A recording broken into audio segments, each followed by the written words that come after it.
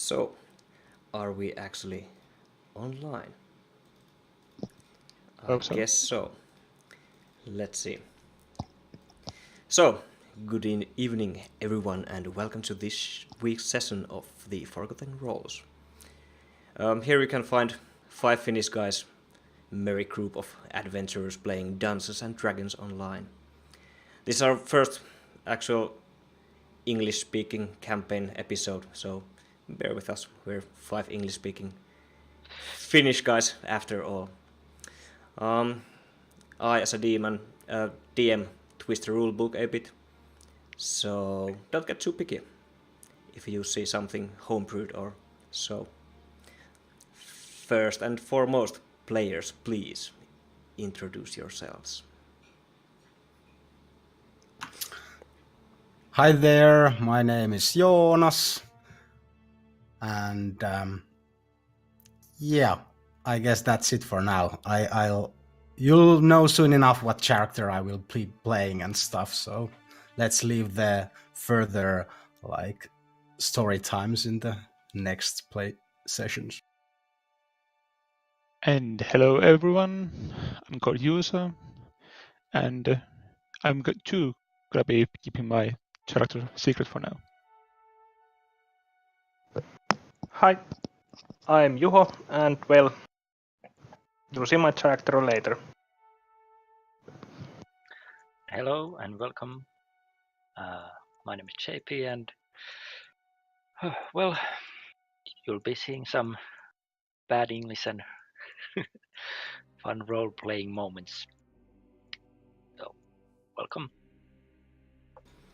Sure, thank you. I'm not sure if I actually did introduce myself. I'm Taavi, and well, I'm the dungeon master here.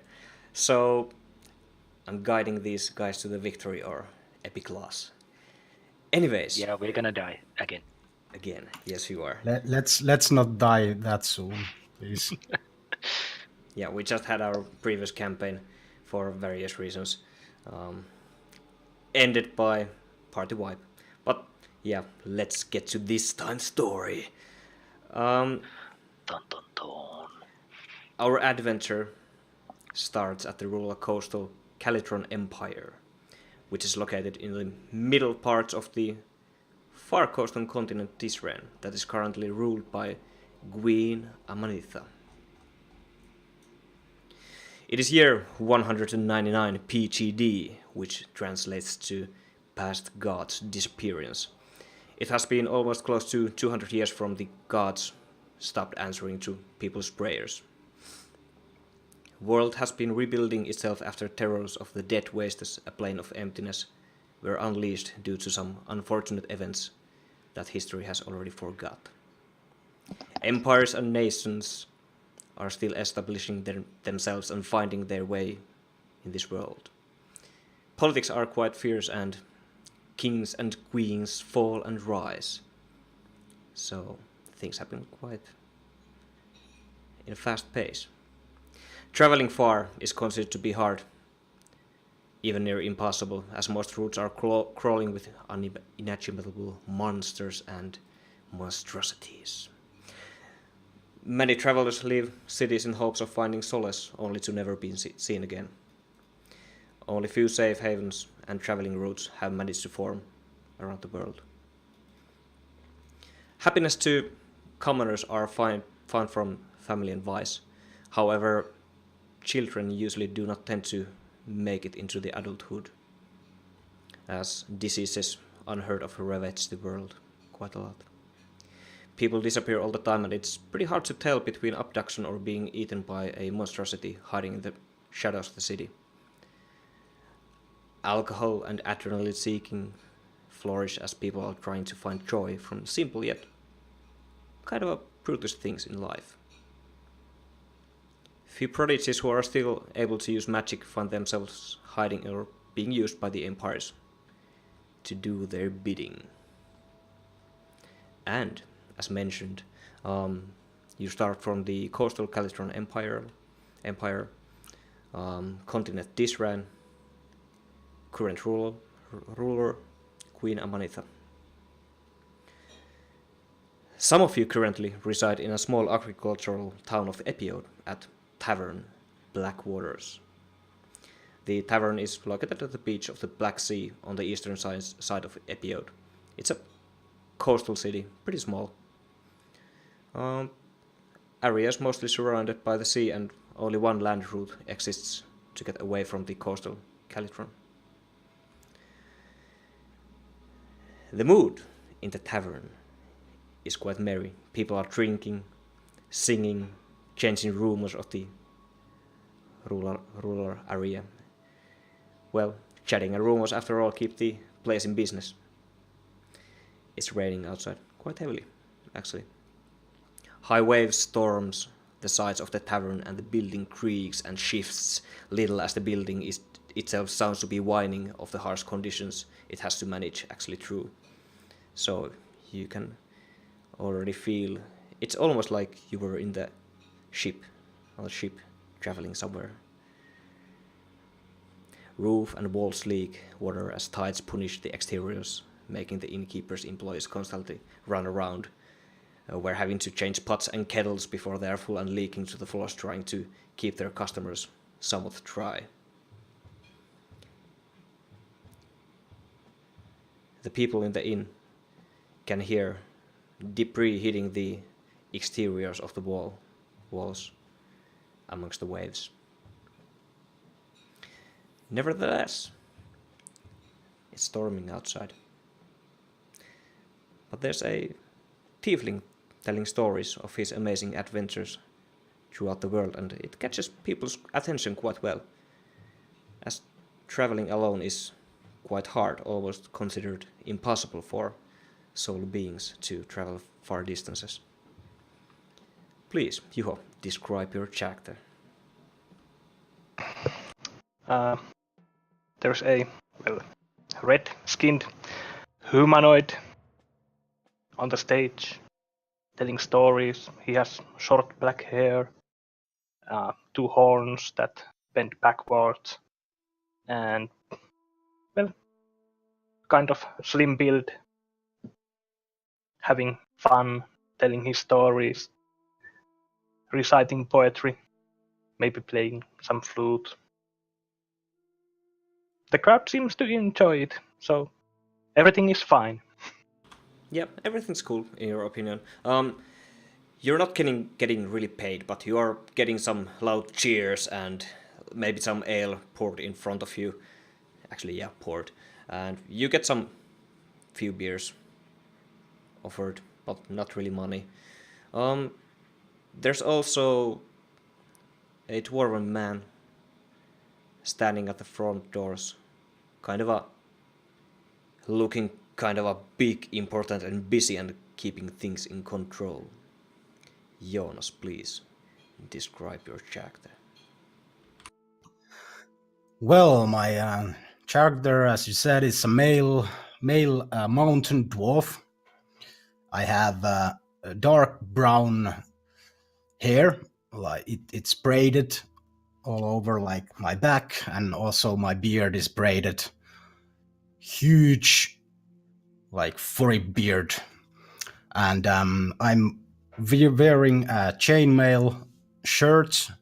I have some throwable hand axes on my belt on my right side in this like metallic hook, 2 of them actually, and then I have a battle axe in my back.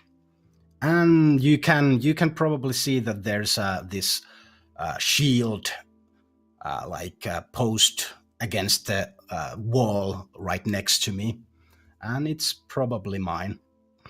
And yeah, you can clearly see that this dwarf is like intensely watching all the people in the tavern, like where everybody is going, and he's probably a doorman at the tavern. Yeah, you can also hear our tiefling, Jonas' character, telling the stories and singing and whatsoever. And you seem to be quite interested in his stories. You sometimes maybe forget to actually watch the people who's going in and going out, and you get like dreams and hopes up listening to his stories.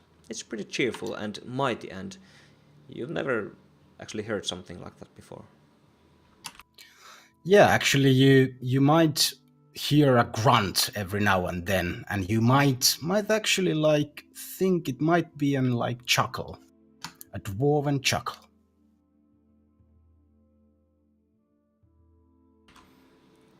Anything Is yours? it something like sounds grinding stones together, or what do you mean by a dwarven chuckle? Yeah, it's like Okay. Kind of a laughing into a beard. yeah, and after he laughs, he like notices it and like tries to be stout again. Hopes that nobody saw him laughing.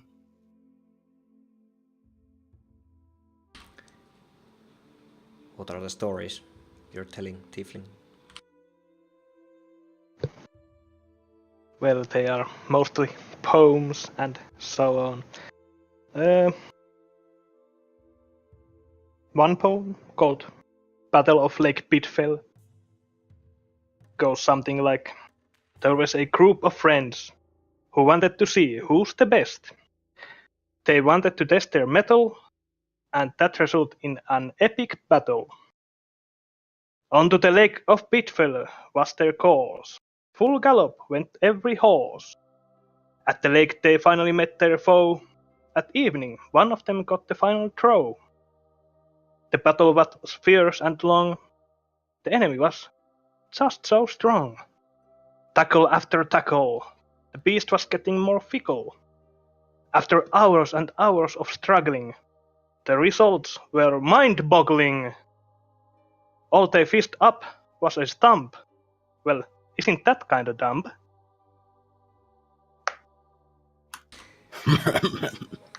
You can hear few people, yeah, and actually even the bartenders and the barmaids are stopping for a while and listen to your stories before just noticing, okay, roofs leading again, walls leaking again, and just filling their pots and ravaging outside and throwing the water out just out the front door.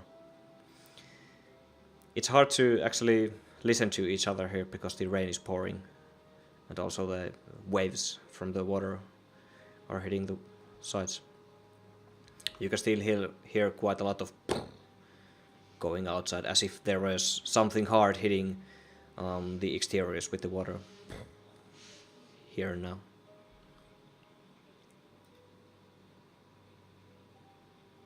Oi, there! Yeah, there! It's leaking again! You can see a dwarven male shout the bartender to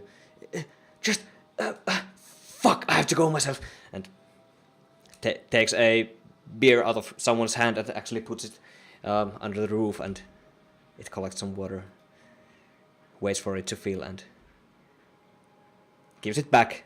It's full of water, takes the other beer and lets it fill and gives it back, and it's a never-ending story like that. And again,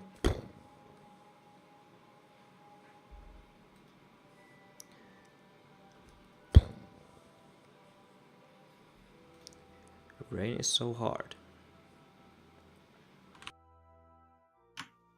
The dwarf at the door mumbles at himself. They should seriously buy or fix that roof. It's so damp in here. You can go fix it yourself! The bartender hears you. No. I have a job already. I'm watching the door. Could you even check what's hitting the exterior of the wall? I'll give you a beer. I guess so. And the dwarf at the door walks outside. He takes his shield from against the wall and puts it on top of himself to protect himself from the rain. No, you I steps shield out, shouts. yourself from the rain. Yeah, I shield myself from the awful rain and step outside. Literally. Nice. Okay, you go outside. You push open the squeaky door. It's quite light. It almost feels like it's so damp already. It's getting wet. It's getting pretty soft even. You can actually feel that if you push too hard, it's not maybe a good idea to actually yank it too hard open. Maybe leave it. I will try to be as gentle as a dwarf can be with the door. So kick it straight up open. No, just like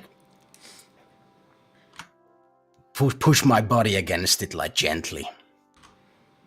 Yeah, it definitely opens. You can immediately feel the water hit the shield above you, and it's quite hard. It's pretty hard to actually hear anything around you because the water pouring on your shield is just making so much noise. Just imagine water hitting on steel, some light steel.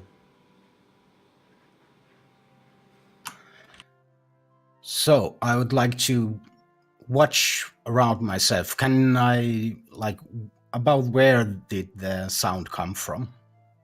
Do I, like, know the general direction?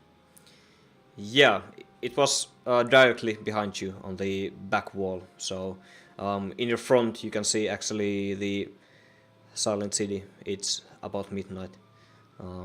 There's some city buildings on your right, on your left, and directly not so far. It's pretty dark at the moment. You can see that far. There are no any torches lit in the town, but you definitely hear the sound coming just behind you. So you have to go around the building, actually. I grunt to myself and start walking towards the edge of the building. Yeah. Towards the sound. Yeah. You go right or left, whatever, whichever way you go.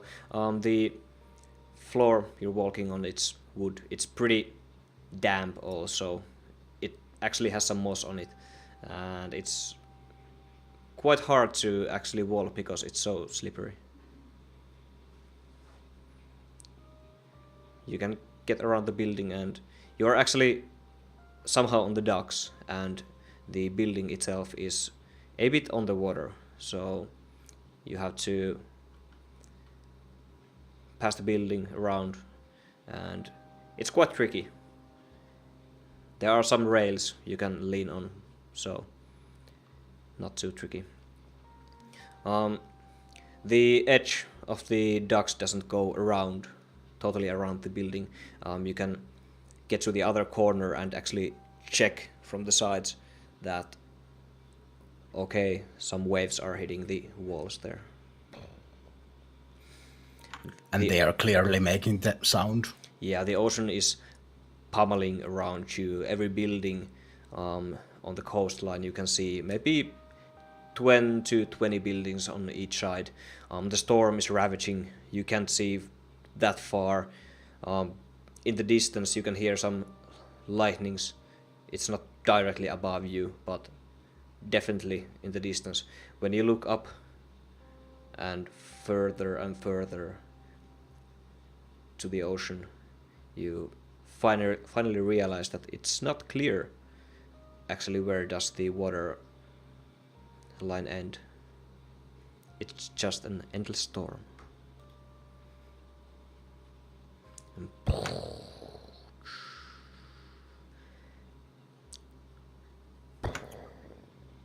Can't remember when it has been this huge of a storm. Better get inside before I'm completely soaked. And the dwarf turns and tries to hurry carefully back inside, away from the cold and damp. Yeah, before you go, I'd like you to throw a perception check.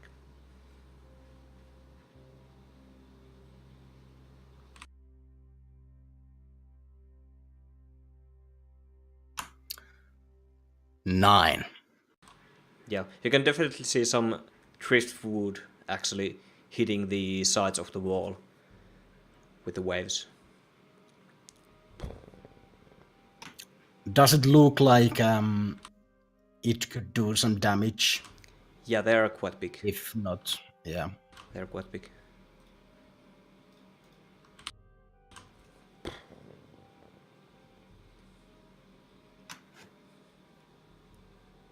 I think I'm still like going back inside to get probably some help, or is there like some poles or something I could try to like push the driftwood away from like hitting the wall of the tavern? You have probably seen some fishing poles, like maybe ship hooks around you, and there are actually some poles to lean on the dock, so you could maybe, if you manage yourself pretty well, you can maybe lean on one of the dock's poles and maybe push them away. The dwarf grunts to himself, puts his shield on the tavern's wall, against the tavern wall, and I'm going to try to get those fish hooks, and I try to fix the issue myself by either like pulling the driftwood from hitting like the walls or trying to push them. Yep, you can find one. It's maybe 5 feet of tall, a long pike, kind of. It has a one direct pike and actually one curving pike, so it's pretty commonly used in rural areas and docks. You can hook on the ships and pull them to you on the docks. So yeah, I would like to try to fix the issue by pulling the driftwood from hitting the wall. yeah, it's pretty slippery, so I need you to throw not acrobatics, or actually acrobatics. Yeah, it's slippery.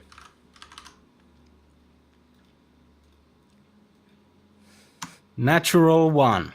Nice. You lean into the pole, and actually you manage to get yourself in a quite comfortable position. Well, you start pushing the drifted wood away a bit. Just before you actually hit the wood, you can hear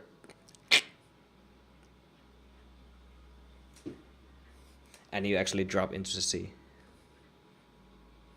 The pole that you were leaning on broke. By the beard of Muradin! As you drop into the waves, you can immediately feel that you are in danger. The tides and waves are ripping you into every possible direction you can feel. First, it feels that, okay, you are now upside down, and directly you are 5 feet from the position you just actually were. The waves, from this point of view, they are quite high, maybe even 10 to 20 feet high. And you slowly start to actually drag towards the bottom. And I would like you to throw athletics. So you're probably trying to swim. Yep. Yep. I would like to try to swim like in the surface as hard as I can for my life, as my life depends on it. Depends. Sure. 16. Yeah, cool. Altogether, it's quite hard, but you slowly manage to actually find your way. You can actually find one of the poles coming from the depths to the surface, and you yank to it and figure out, okay, I'm upside down, maybe yank yourself again upside down and start actually climbing. It's pretty hard to actually even hold from the pole. If you couldn't have found it, you were probably a goner. And you climb up.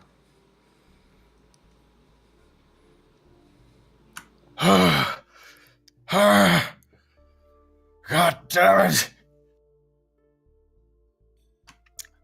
You can see an completely soaked pile of dwarven hair huffing and puffing for a while in middle of the storm.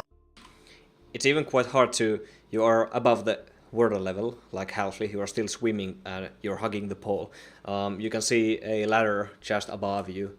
You yank to it, grab it, and with both hands actually pull yourself up and take the next step, and the next and the next. Your gear is soaked, you are soaked, your hair is soaked, everything is soaked. Well, I actually got up from there. Yeah, sure. With that athletics throw, sure. It actually takes quite many steps to get away from the water level because the waves are just so high. You're a bit higher. The actual building is a bit higher than the water level, so we're talking about 10 to 15 feet. So they reach quite high. The storm is still ravaging around you.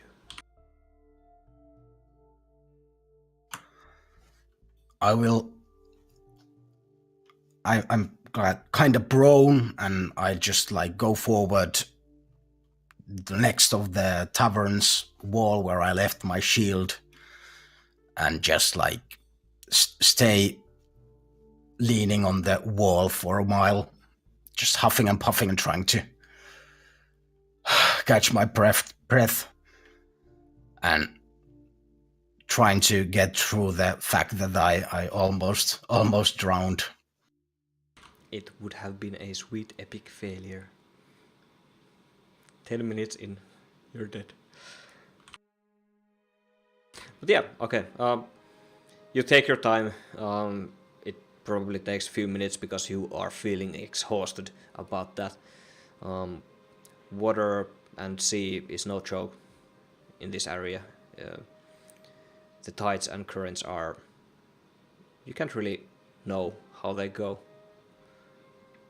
But yeah, it takes a small time, and you can actually hear the front door on your left to go open behind the corner, and it actually is winding so much that the door slams open quite hard, and you can hear some mumbling. Oh, fucking hell, where is that fucking dwarf? Oh, shit. You can see the actual bartender who actually hired you peek around the corner and just watch you. I'm leaning on that wall with both of my hands, and all my dwarven hair just all over the place, and just pouring water. What are you doing? What the fuck are you doing? Oh, shut up. Almost got killed in the darn water. You're just lying there.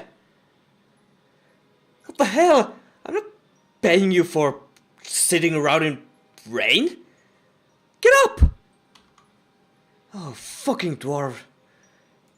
Just gets back behind the corner, and you can clearly hear that he knows the way through the door, so he actually slams it closed pretty well. And the rain pours around you. God damn it, suffering woman's fantasy. I pick up my shield and go back inside.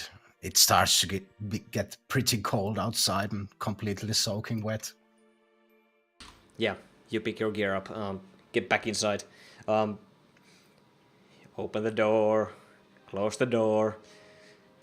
The bar of, let's say, 20 to 30 people stop their bidding, and everyone's just looking at you. A short, quite wet dwarven man just standing in the doorway and actually pouring shitloads of water around you.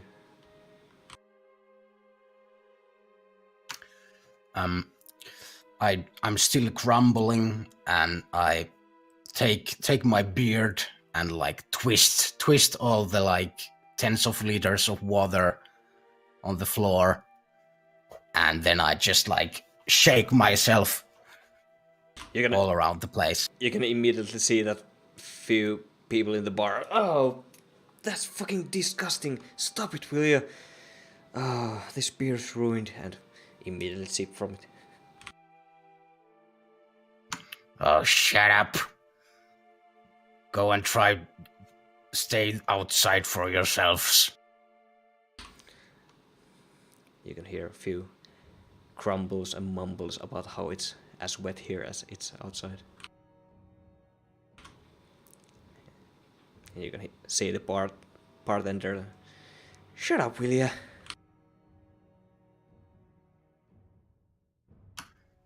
Oi, bartender. It was driftwood making the noise. It's hitting about against the outer walls. You should probably try to do something for those, or they might actually like break the whole house down.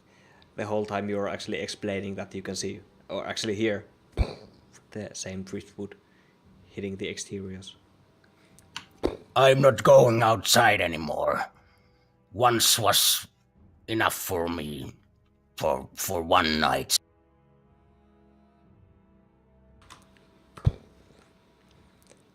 Am I really paying you for this? Yep. Jesus fucking... Water is not made for dwarves. You can try and fix your own watery problems. Bartender just... You are actually talking with 20 people in between you, and you talk and he talks and you talk and he talks.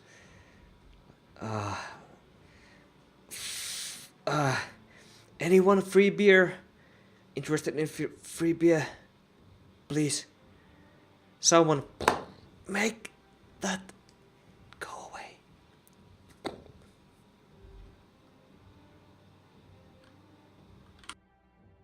And everyone's just...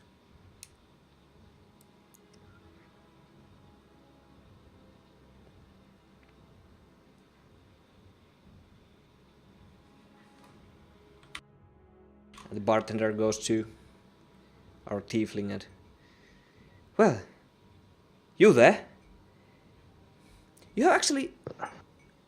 I've heard you telling those stories. You're pretty great after all. A few driftwood wouldn't be hard to you, right? Free beer for the night. It's probably worth of few silvers anyways. Could you? Well, if it can be moved with a couple of notes of my flute, then okay, but...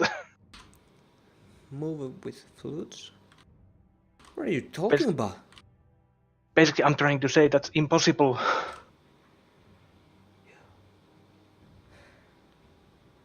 How can I even reach them?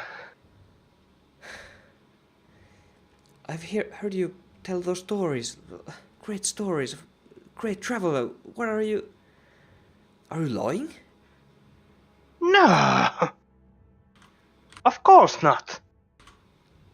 You probably want to throw deception check. Like, the whole bar is... The whole inn is listening to you. 22. Yeah, okay. You go... Yeah, no. I'm not lying. Yeah. Okay, you can... I just sprained my back earlier today while playing my drum. So, I can't right now. How do you... It was a great banging. So...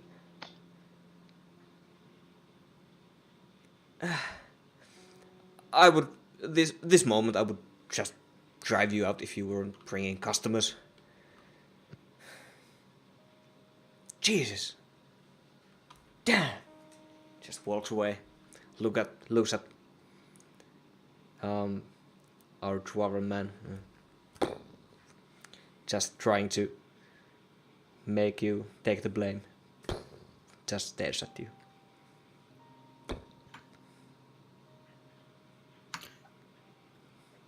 Our dwarven bouncer just like crosses his arms in front of him and just like stoically stares back. I'm always up for a staring competition. I'd like you to throw an intimidation. Stare down. You're staring. Five. You're staring each other down. You actually... Well, you can describe it yourself. How are you going to fail this? Well, I'm staring, like trying to make my most menacing stare possible, but then like my wet hair slowly like falls in front of my eyes. I'm just a pile of wet dwarven hair. I can't stare at anybody behind that. Sure. Okay. You just basically lose the staring competition. The bartender just rolls his eyes and... You there! Yeah, you! Just some random guy. Me? Yeah, you look sober. Okay. And goes out, just finishes his beer on the way out, and you can actually hear from the inside where he's walking, like around the corner.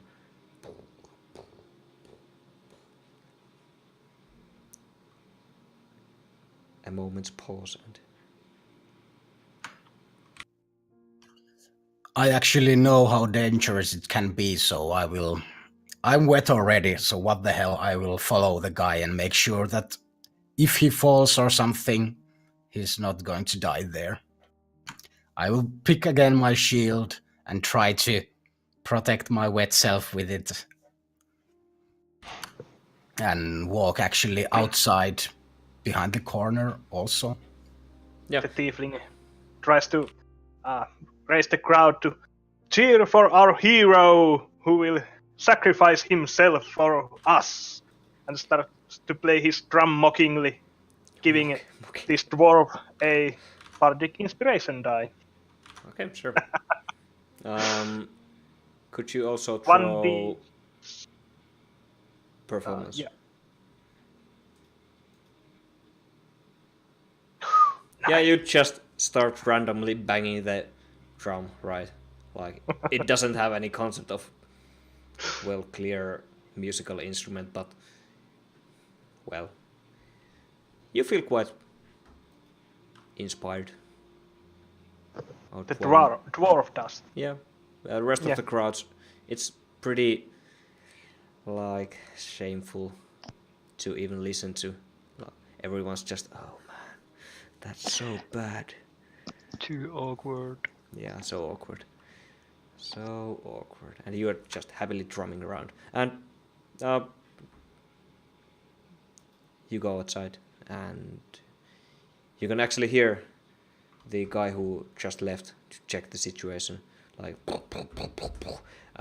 you run to each other around the corner. He runs into you, and he looks to you in distress. What's wrong? Two guys. It's not junk or debris. Two guys. Help! Two guys? Yeah, he looks quite panicked. Grabs you from the chest and actually starts to track you to the edges. Pretty forcingly pushes you towards the ledge and see, he's holding you. You're like,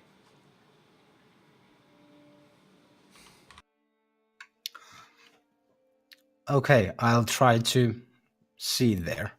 What do I see? yeah, more perception. With advantage because you know what's there. Ish. 19. Okay, you immediately see 2 humanoids, like hitting the exteriors of the wall amongst the waves. You can see their limp corpses just wave around with the waves.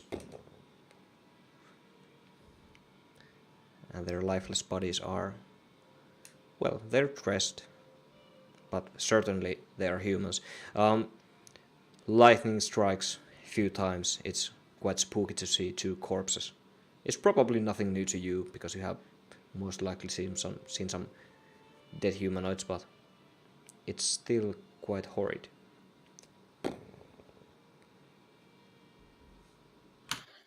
Oh, these storms can surely be dangerous.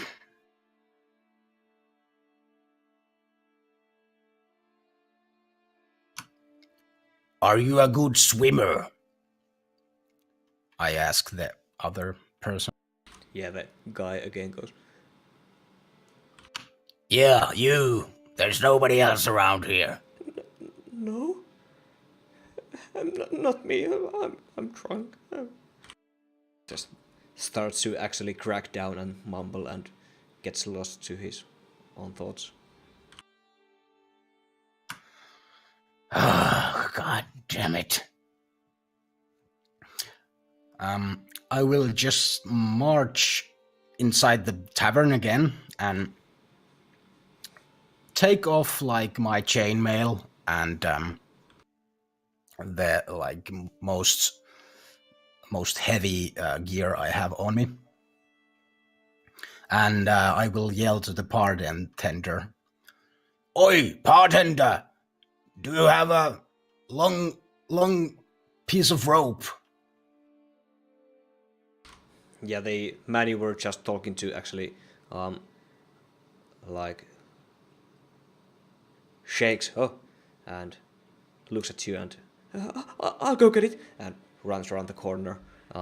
Looks like he's actually slipping onto the other side, and just his hand touches the ground and immediately goes around the corner and comes back with some rope. You can hear some yelling inside behind the wall next to you, and you can actually hear some gasps.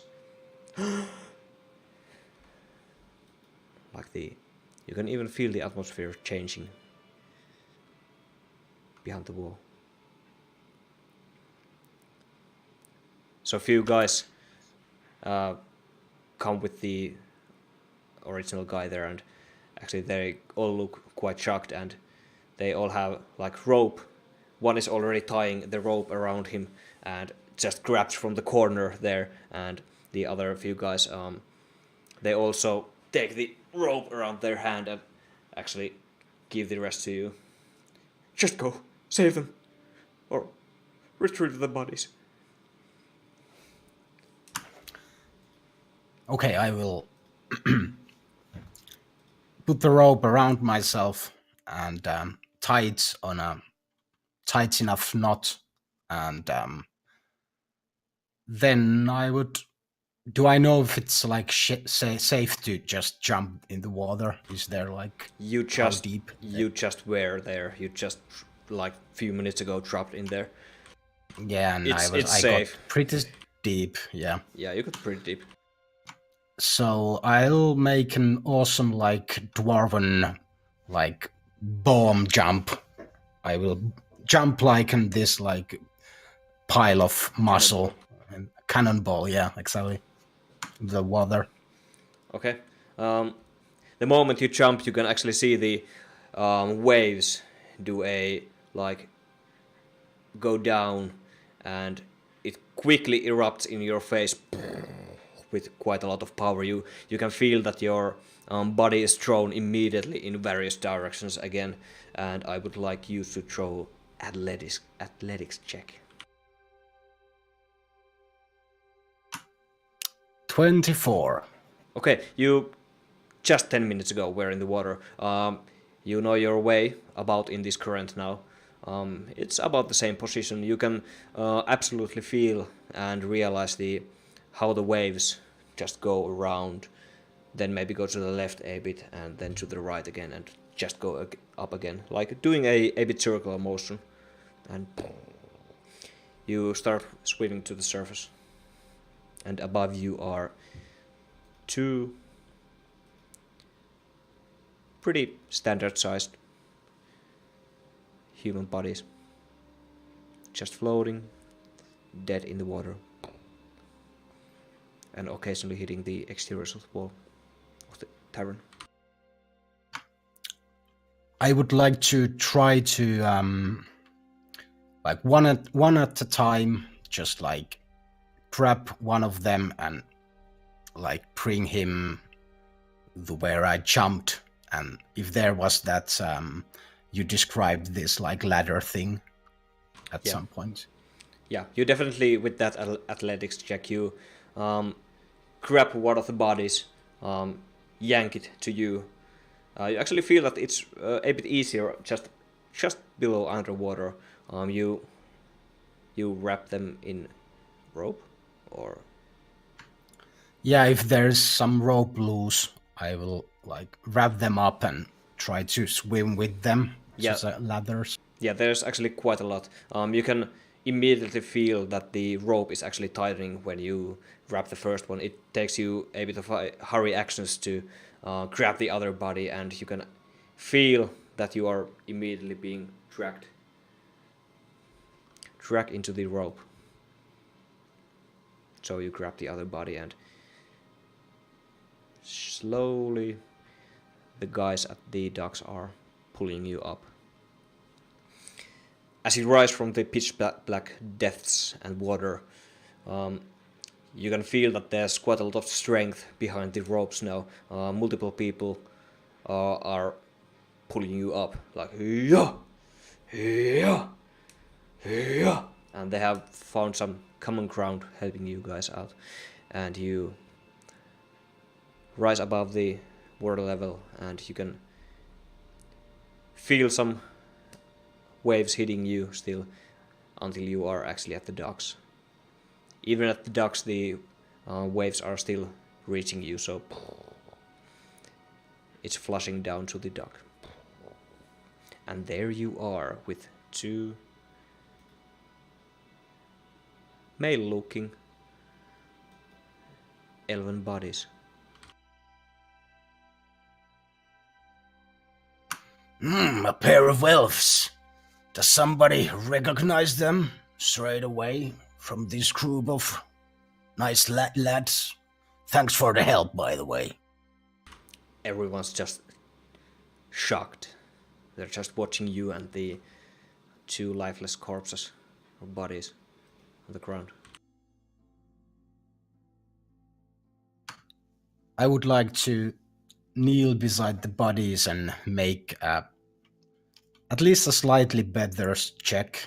It's still like pouring rain and stuff around us, but like I would like to like make sure, like, is there some kind of big wounds or like immediately noticeable things? Nothing major. They haven't been stabbed or so, but you definitely can see the life pouring out of their faces. They're drowning. But are they still dead? Can I like try to find a pulse or something? Medicine check, please. Make a check. No, that's a bad 5. check. That's quite bad check. Your hands are pretty cold. The water you just were in, it's close to 0 degrees. You barely can feel your own pulse right now. So... Oi, don't just stand there! Get the town's medicine man or something around here. Go and wake him up if you need to. Few people mutter something and just nod at you and start running. They also make a few slips on the slippery dock and just disappear into the city. You can hear their footsteps hitting into the running footsteps hitting into the muddy roads until they disappear. I would like to carefully try to raise one of them and like try to carry them inside the tavern, outside from the, or well, yeah, out from the like outside cold. Yeah. Throw both athletics and acrobatics because it's quite slippery. Okay, sure. So athletics is 22 and acrobatics 14. Okay, sir. You can feel your leg actually slipping as you take the steps. You are dragging him from the, the usual soldier carrying position, hands behind the shoulders, and you just drag him inside, and the other one also. People are helping you a bit, but you can quickly find their help quite useless because they are trying to carry their legs and immediately they fall in front of you and break their wrists and noses, and they pretty quickly just are themselves on the ground and pushing from the legs and trying to just help you as well as possible. They're quite Oi, drunk watch also. out, don't hurt yourselves. They're also quite drunk for their defense. But yeah, you drag them inside. The whole bar is shocked, shaken. There are two lifeless bodies just in the front of the doors now. Like, people are not just drinking anymore, they're just listening to the sound of the rain outside hitting the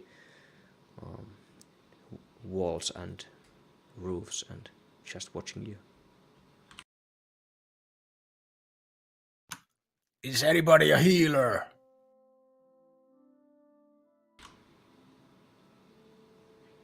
Yells the dwarf. No answer. The bartender comes to you in a quick manner. He has some blankets with him. Are they okay? I'm not sure. Can I try to again like investigate or check after their health when there's like more light and better? Yeah, do it with Surround. disadvantage. You're quite in shock yourself now, and you're quite freezing. Also, you can barely feel your fingers. It took a minute or two to be in the ice cold water. Okay, you still try to find the pulse or find some life in their bodies, but no. The bartender pretty quickly. Sorry. Yeah, you must be pretty cold too, and surrounds you with a pretty warm blanket. It feels quite relaxing. And the bartender actually immediately goes to the lifeless bodies and tries to also find the pulse, and the whole bar goes silent as he works his way through to the first one's neck and the second one. I will kinda like fall down sitting on the ground and just wrap myself around the blanket. I kinda start to like notice that maybe there was some like adrenaline flowing through my veins, and like I'm kinda exhausted and really cold myself. Yeah, So I just like fall down and watch from the sidelines what is going on. You pretty quickly find a chair to sit down. You are covered in blankets, and you can actually see that your breath is making the... Well, it's so cold that you can see your breath. Takes a moment or two.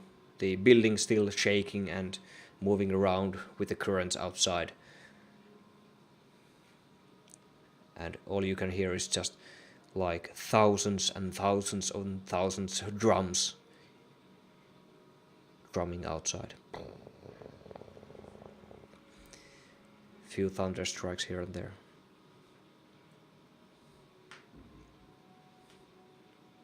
Oi! Well, I'm not a doctor, but I can have a look if it helps.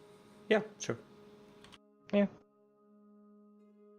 The tiefling steps down from the stage, goes to the bodies and starts to examine the bodies. 21. Okay, sure. You can immediately see that the bartender is quite clueless also. He's also in shock, trying to find the pulses. He's rubbing their hands together, like having the arm between his hands and trying to warm them up, and you can actually hear him mutter like, okay, wake up, wake up, wake up. And he's getting in shock also. You get your arm in the neck of the other one, and takes a moment. Takes quite a long moment.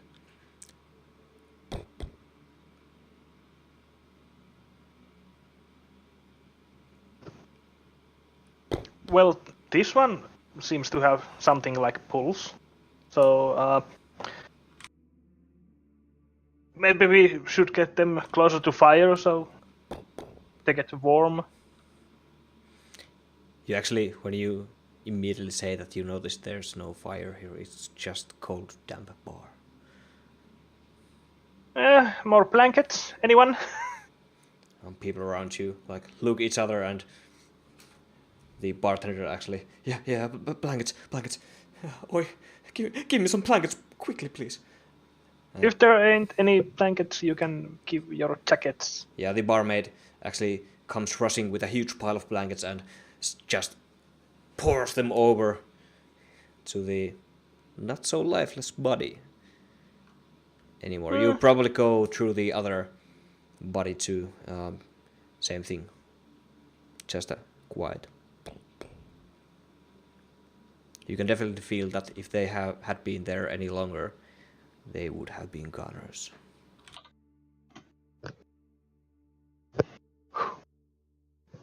Close one. Well, I'll try to tend them the best I can. Yep. You can actually see the bartender just take off his clothes, like the upper body, and jank himself into the next of the other body, just trying to warm him up with his own body. So look at you like, maybe you too. I heard that this probably would help.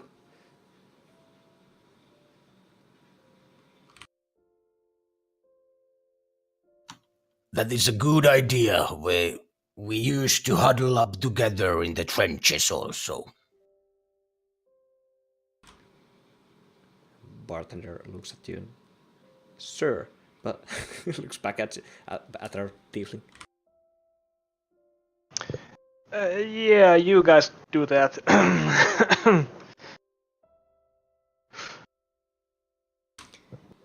You see one pretty drunken guy actually. For a moment it looks like that.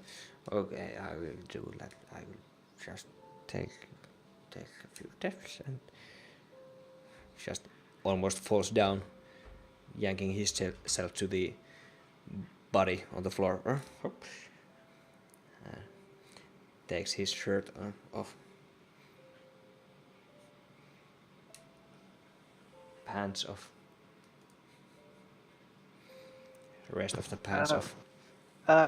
Excuse me, sir. What are you doing? I'm just getting there. Just getting warm.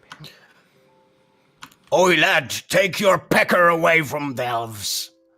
That's not the way to behave around here. Well, you can throw me away, Mr. Doorman. Just no response, takes the pants off and tucks himself in next to our two elves, in between you guys. It takes a moment or two to rest of our player characters to wake up. It's almost like a nightmare. You wake up in a dark, quiet room. Just, it's almost as if you were sleeping in your own beds.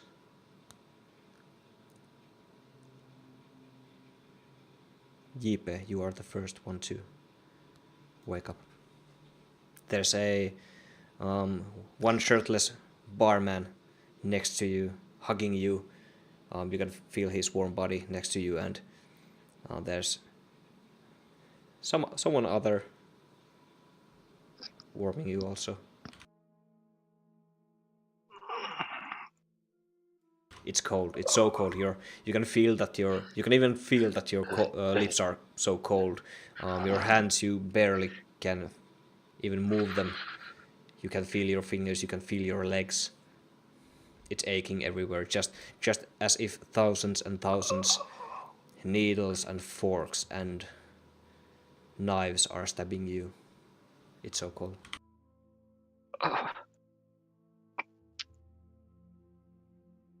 Can I see around? Can I open my eyes? Yeah, even it feels like a struggle, but you slowly open your eyes and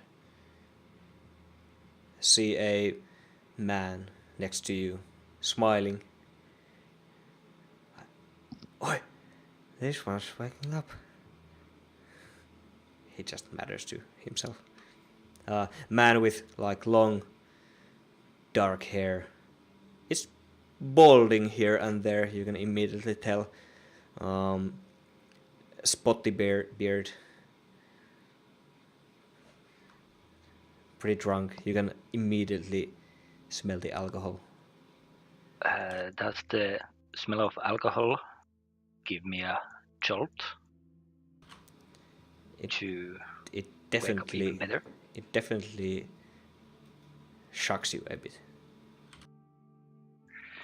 May I throw a punch to the balding guy? Definitely. With disadvantage because you barely are feeling your arms right now. Okay. So I'll make. Wait, it's strength, yes. Yeah. When hitting.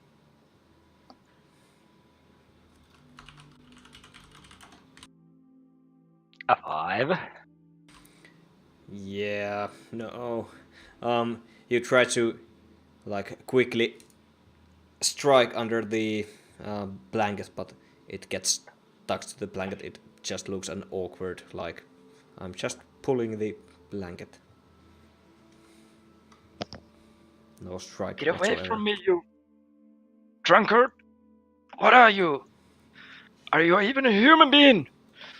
No, Oh, you smell so bad! I'm just drunk. Where am I? It's warm here. Just take a moment. Hugs you even. No! I try to punch again. Go With ahead. Disadvantage. Yeah. Okay. Oh yes! Yeah, you definitely muck him in the face, and it takes a moment. There's no strength in your punch, anyways. So it definitely hurts him, but he's way too drunk for that. Probably feels it tomorrow, but you can actually see blood gushing out of his nose, but he's just smiling there. And, cool. Get this thing off of me! Diab, where are you? Help me! Could you describe your character, please? You start also waking up. Me? Yeah, you. Yeah. Yeah, the traitor's name is Diabrar Riluneth. He's like 5 feet 10 inches, about 100 pounds. Like coppery, almost gold skin, white long hair. Clad in like sort of scholarly robes and a leather-wrapped staff in his back. Yeah, all your gear is wet, and you also start waking up. You hear someone calling your name in the distance. You also don't feel your legs, arms. Your body's aching all the places you can possibly imagine. It's so cold. You can feel someone actually hugging you from behind. It's the bartender. Yeah, and I'm sort of regaining consciousness, so... And I hear Tall yelling for me, and I'm like, I want to... And I yell back to him, Tall? Where are we? I have no idea. There's drunken humans all around us. They are getting way too handsy. Oh, watch your hands. And these are my hands. Tiap has to open his eyes and looks down and sees someone's arms wrapped around him and starts looking around and probably notice the bartender. Yeah, you notice the bartender behind you. He's just looking at you in shock and awe and question mark. And I'll look at him for a moment and say like, thanks for warming me, I guess, but could you let go? Yes, sure, mate. Storms up and actually tucks you in even better into the blanket, and you better not probably get up anytime soon. You must be cold, right? Yeah. I have something to warm you up. Wait a moment. And goes into behind the bar desk and actually starts pouring some brownish looking stuff for you. It looks pretty much like whiskey or so. And comes to you and here, leaves it in next to you in your face. Okay. I look at it for a moment, sniff it. I'm guessing the smell is strong. Yeah, it's super strong. It's quite alcoholic. Definitely has been distilled somehow. Yeah, so I'm kind of pensive, but I'm so cold, so I'm almost willing to try anything. And I first take a small sip of it. Yeah, you take a small sip. You feel that the coldness actually disappears from your mouth. It takes a few seconds to actually reach the alcoholic peak. It burns so much, it warms so well. You drink the rest of it probably, and Yeah. I'd like you to throw a Constitution saving throw. Make it. Why do I have an advantage? I have no idea. It's from that advantage charmed because it doesn't work correctly. Yeah. Anyways, let's take the first one. I'm not sure. Let's take the 9 anyways. It burns all the way down. It goes into your stomach and through the throat. Burns but warms. Nothing major happens. You can definitely feel some ache in your stomach. But it's warming. Okay. Yeah. And I start coughing because it's so strong. Yeah. People around you still. You can already see a few guys sipping their beer, slowly getting back into their routines of alcoholism and still staring at you all. The bartender puts back his shirt and the drunken guy just still is leaning to... What's your name? Talvanae? How do you say it? Talvanae. Talvanae. Okay, sure. I'm going to get in problems with that name. No, you just call me Tal. Like English wasn't hard enough. Yeah. Thanks. Making life easy for the GM. Yeah. I'll just kill At you least first. I chose. No, don't do that. I I'll chose change my quite name. the easy one. Please Yeah. don't do it. Yeah, I'll just kill you first. It's okay. Yeah. Anyways. Yeah. There's a naked man next to you, Talvana, and Diabrar. Yeah. Yeah. You're getting warm. You can actually feel that you have some cold in your hands, cold bites in your hands and legs, and it takes like half an hour, 1 hour to actually be able to move them. So your gear's all wet. The floor around you is quite wet, as your gear was surprisingly actually not tracking you down. You go back into the moments. How did you get here?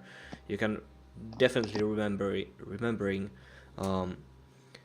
leaving the isle where you actually were, and in a few days of travels you remember that you hit the storm, got in midst of it, and just the boat you were in just flipped over, and it's blank after that. You have no idea how long were you in the water. And I guess we have no idea where we are. No, not currently.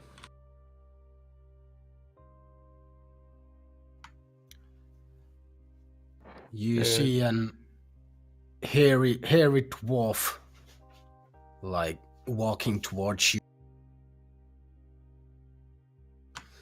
Oi, these lads seem to be alive. Welcome back to the living world, you two. That was a close one. Yeah, Sorry to say, but I actually thought you were first like Twiftwood. Yeah, the bartender pretty quickly shouts, "Yeah, you kind of let them to death. You almost... It was almost you to blame. What the hell, man?" God damn, it was raining goblins and orcs out there. Couldn't see 5 feet further from myself. Yeah, that's true. Diabrar is laying on the floor and like following this exchange between Mogran and the bartender and looking like, what happened? Where did you find us? I guess we got capsized at the sea, but I have no idea where we are right now.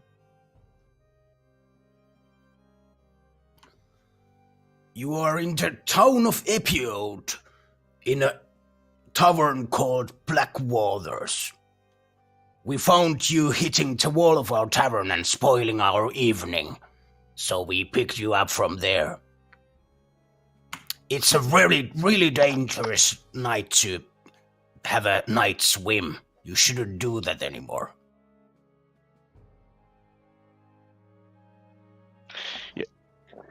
Yeah, as elves do not tend to go swimming at stormy seas, but stuff happens. We were heading towards Fetche when we left the island, but are we anywhere near that? Fetch, you say? Sure, it's just a few clicks north, right? So we are not far. That's good.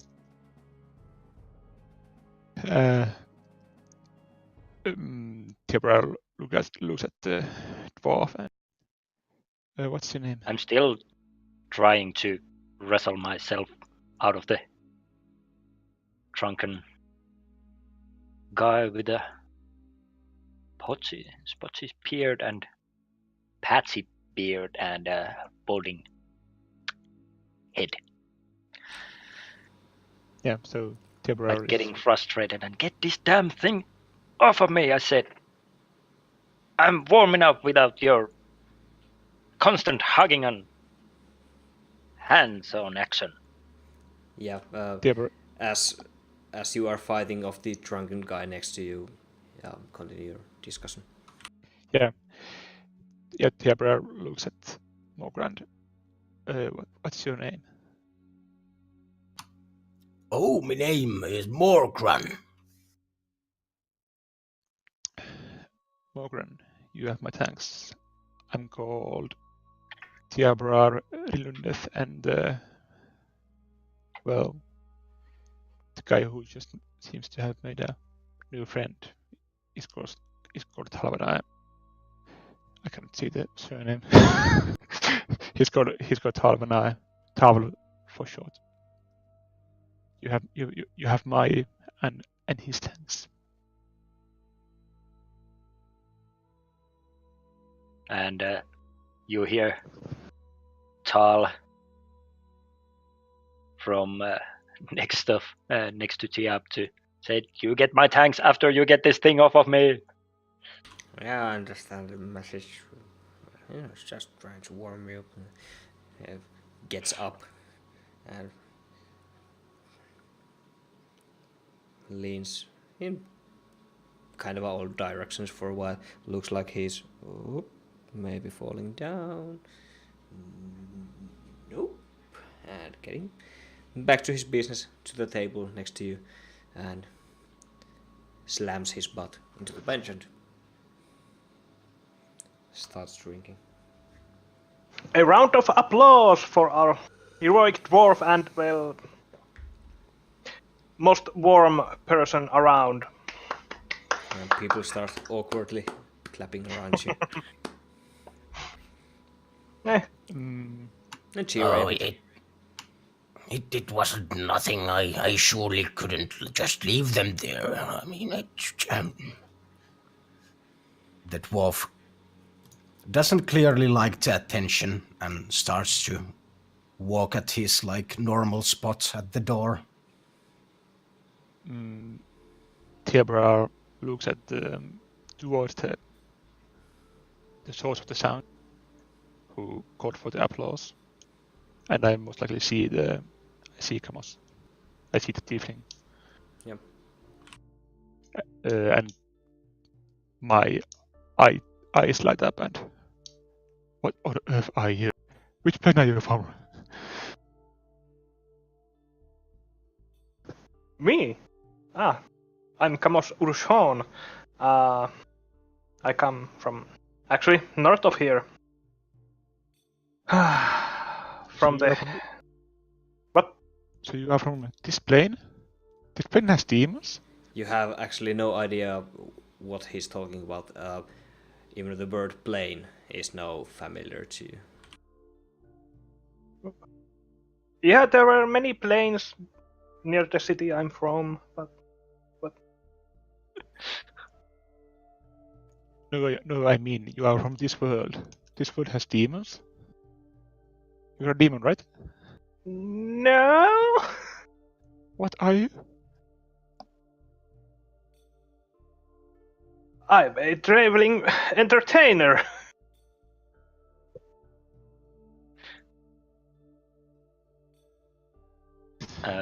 Has Tal ever seen anything like our Kamos in scrolls or books before? That's something that wasn't ever mentioned in any books. No, you have seen some descriptions of maybe demons or so. So this is the closest one you can actually figure out.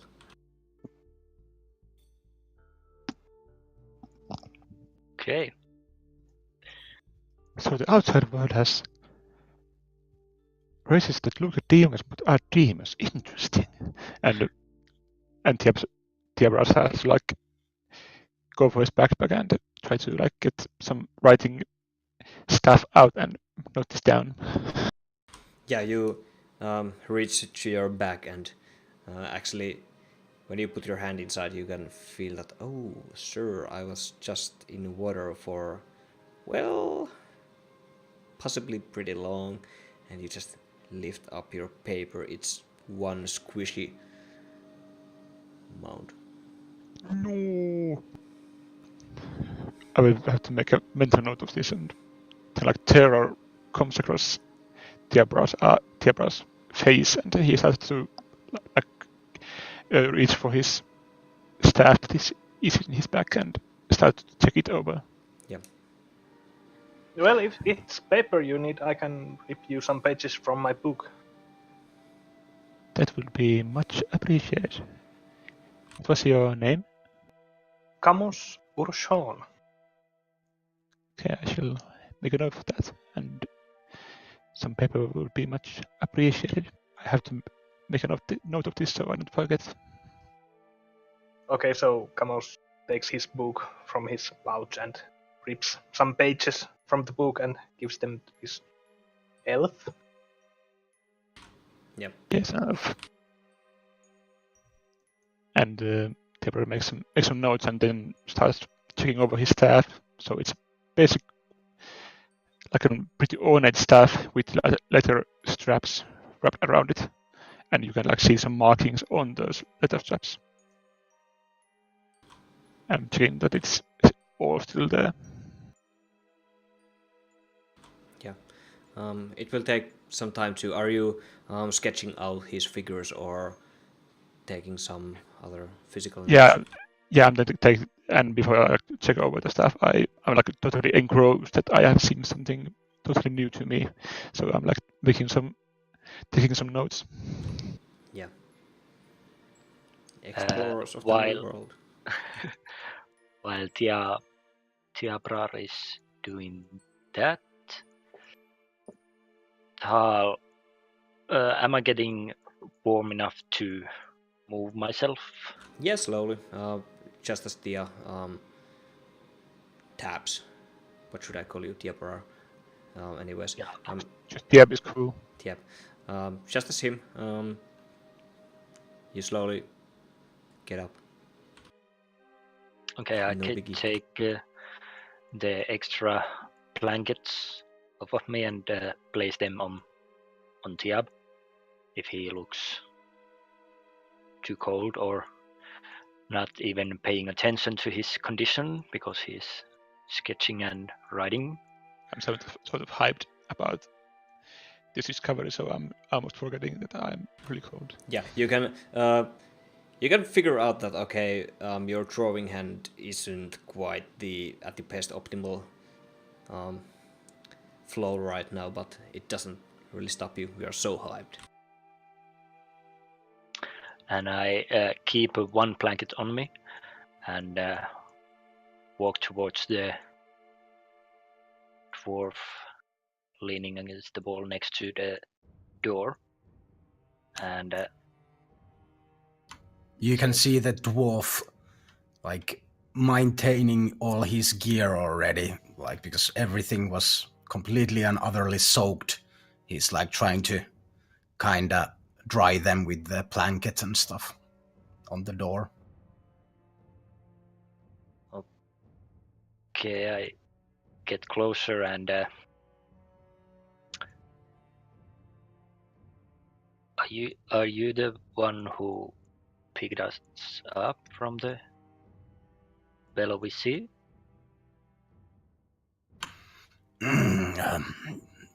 Yeah, that was me.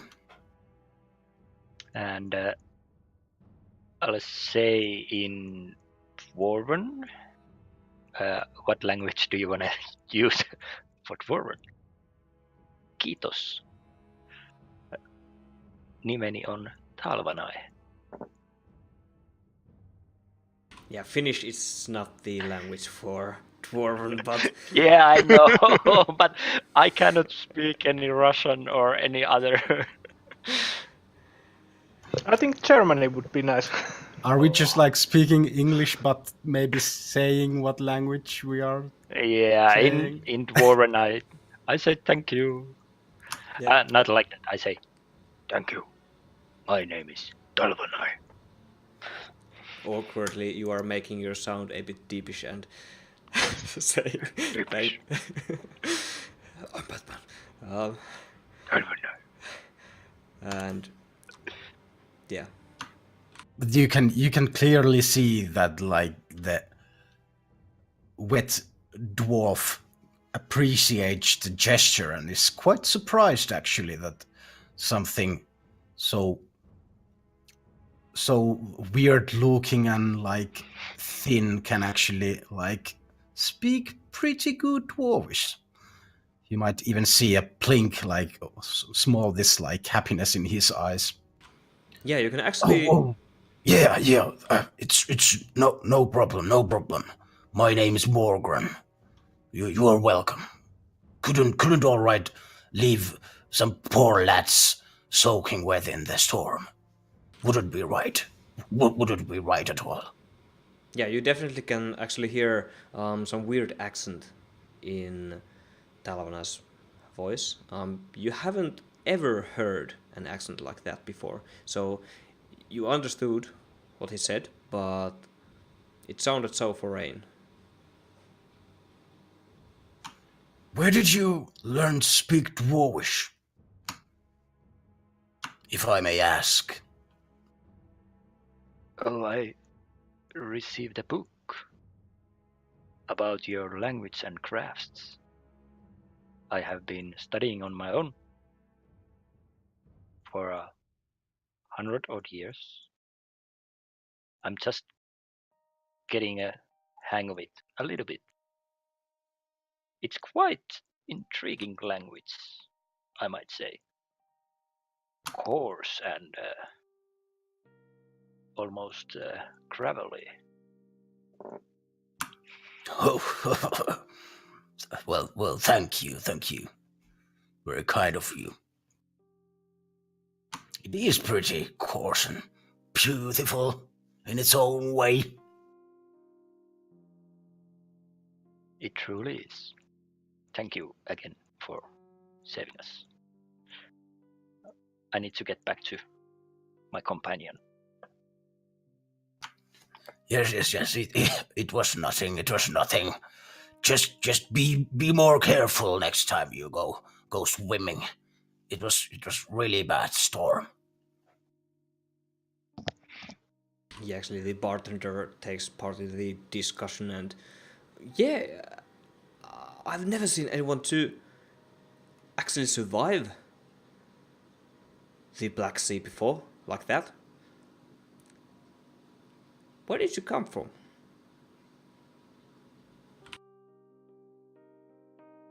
A faraway place. We usually travel to Fiji. Well, not in many years, but occasionally. Okay, sure.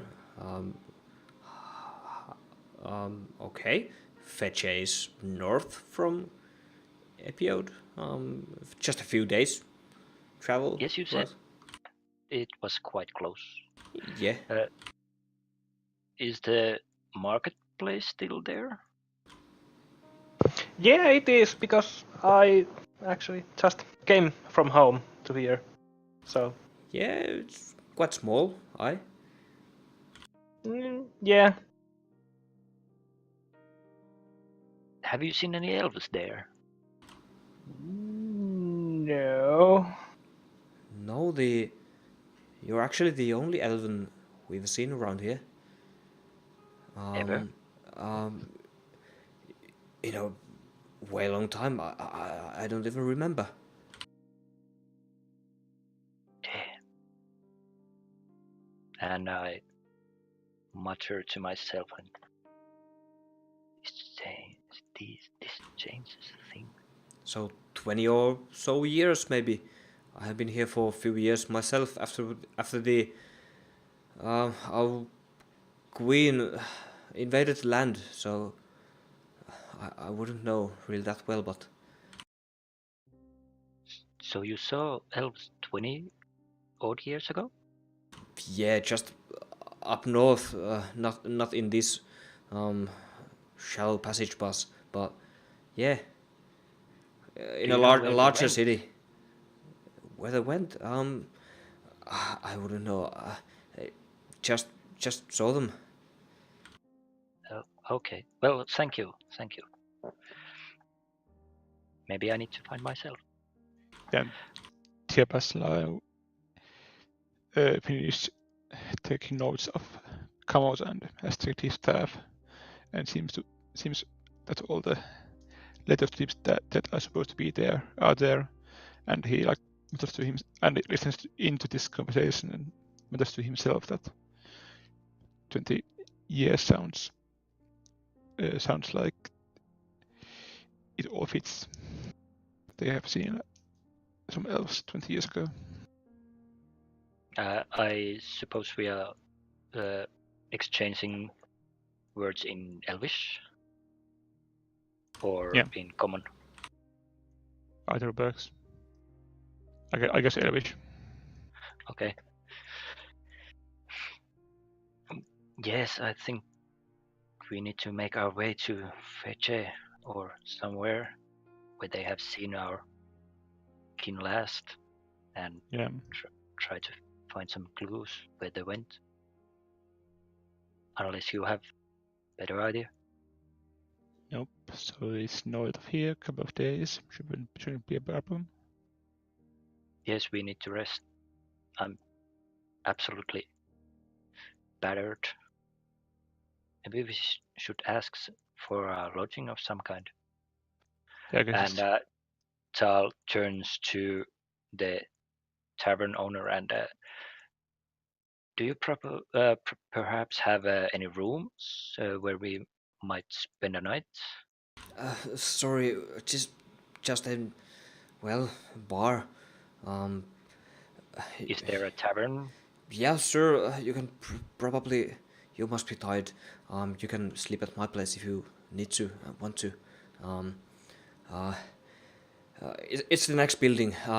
Just to the town. I can show the direction. I have to unfortunately keep the bar open. But I trust you. Please don't steal anything, will you? We wouldn't do that. You helped us already so much. It would be very unkind Yeah. And we don't. to your hospitality. Yeah, and we don't need much.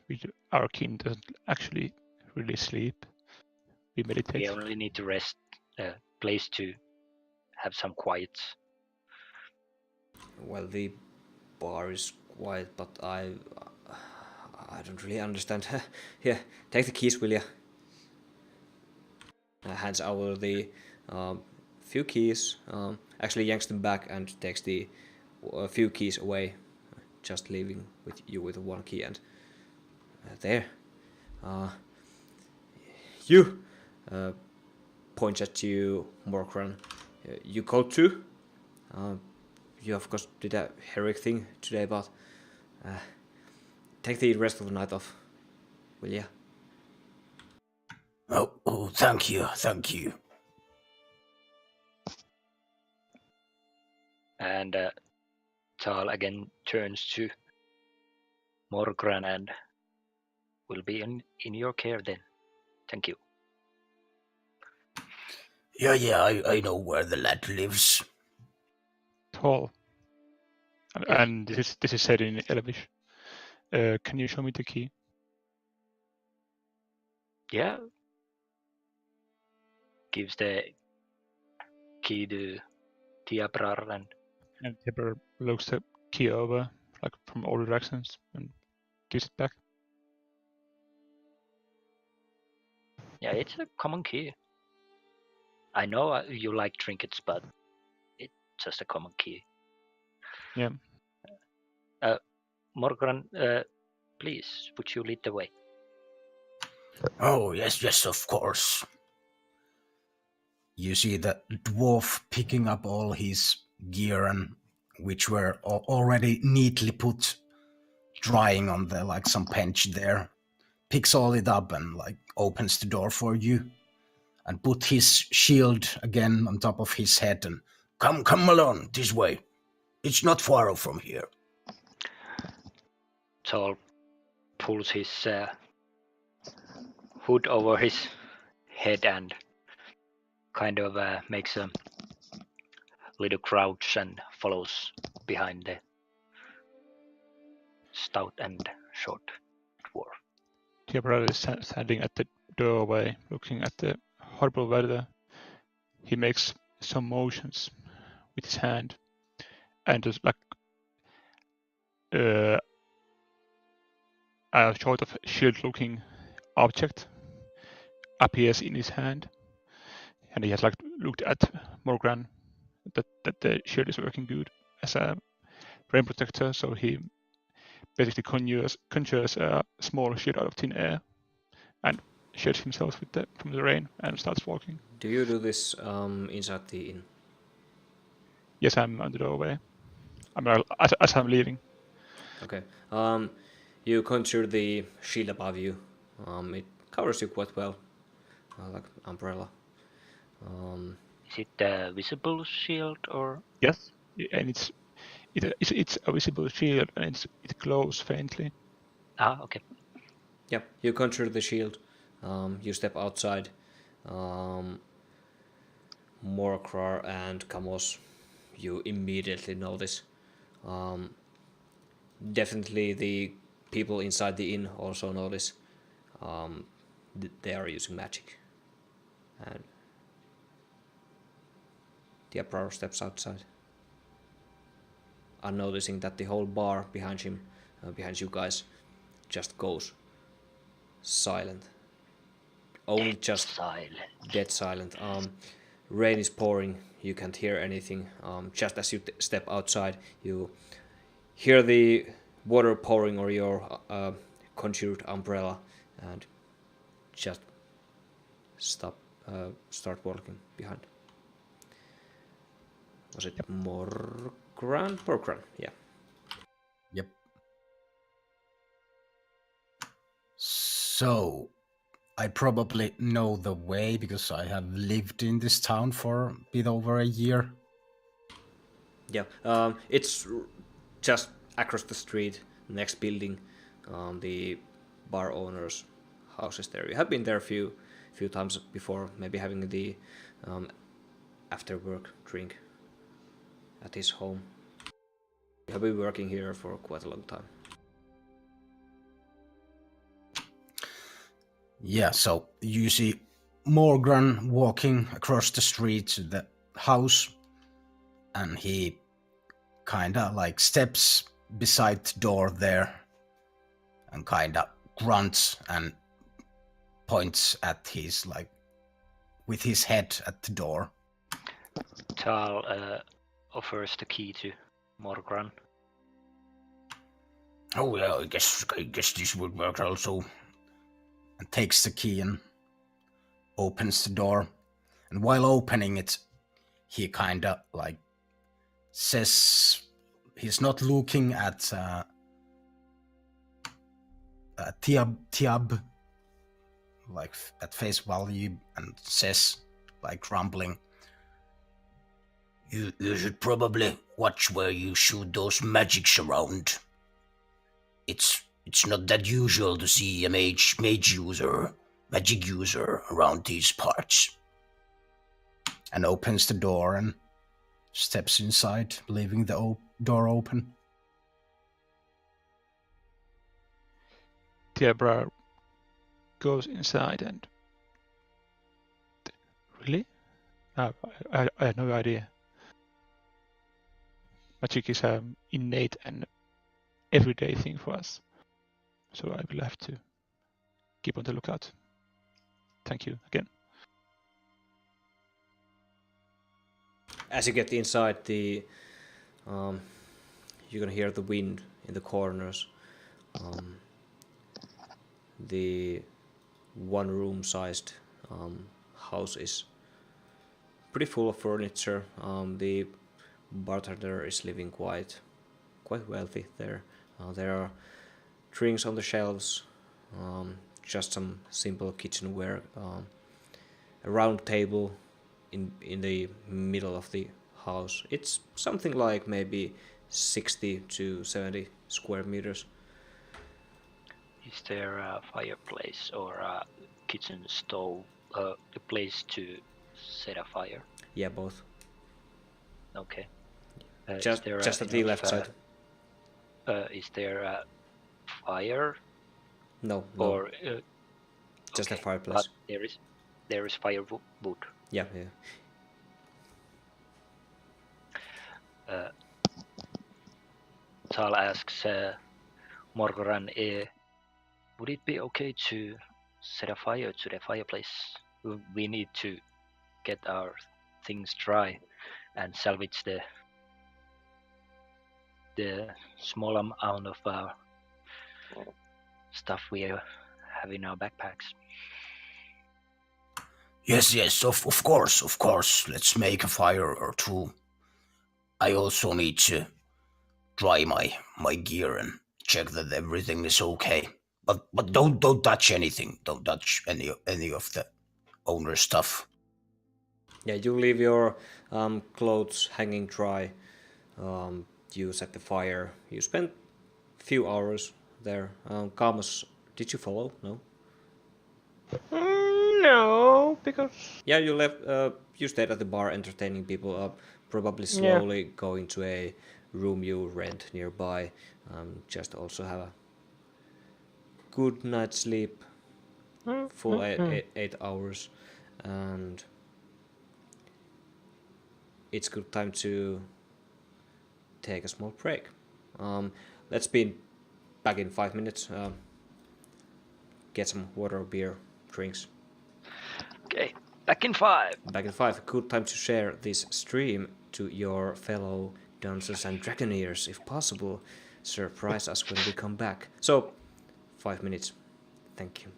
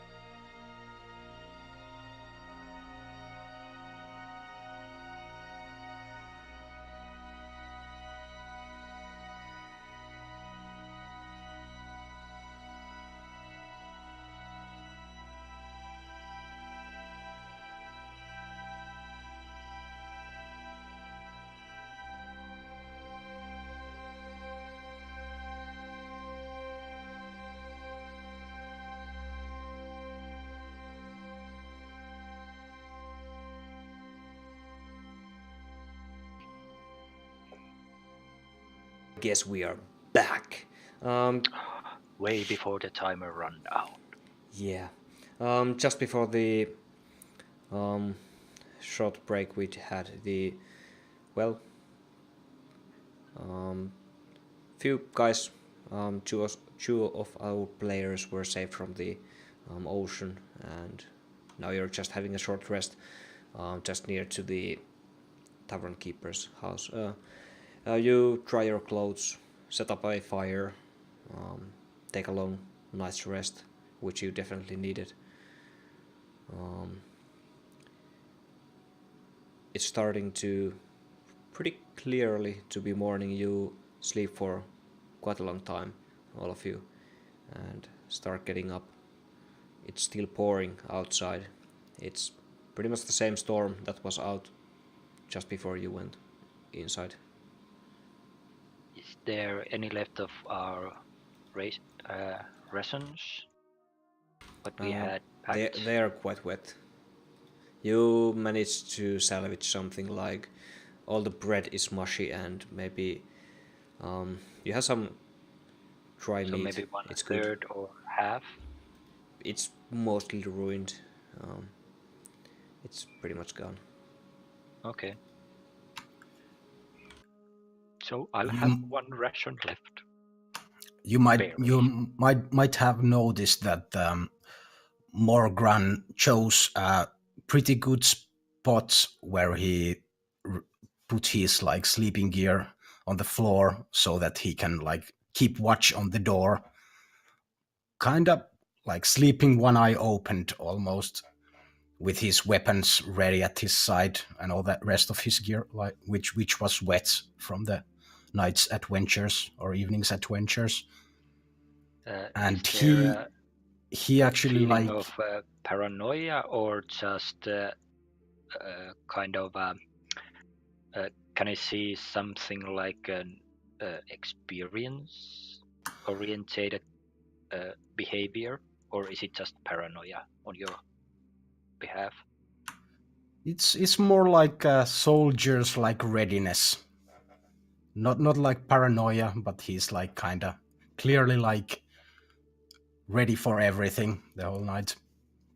And he gets up quite early to like check all his equipment and like if there is some kind of like rust forming up in his gear, he's like cleaning everything and keeping everything orderly.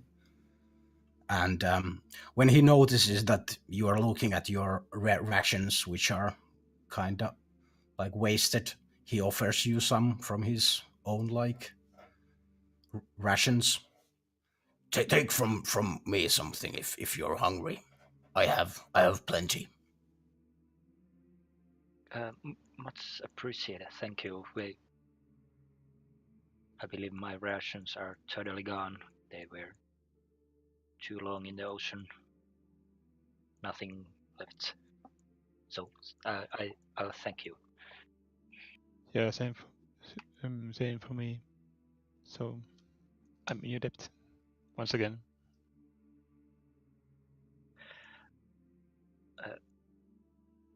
It's nothing.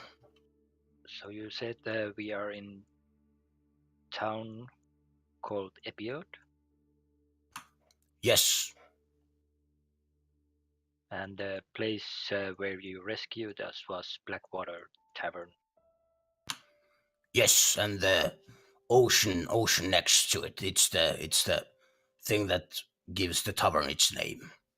It's the Black Waters, where you saved you, or well, I saved you. The ocean is called Black Sea, but Yeah, the ocean of Black Sea. Sorry. and the tavern is called Black Waters. Black Waters.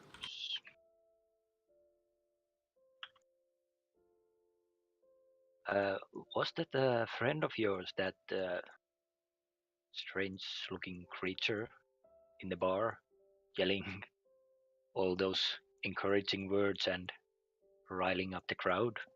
You seemed like you knew him.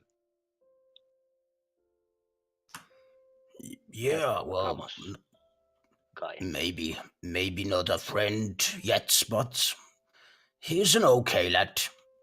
We had a small adventure couple nights ago.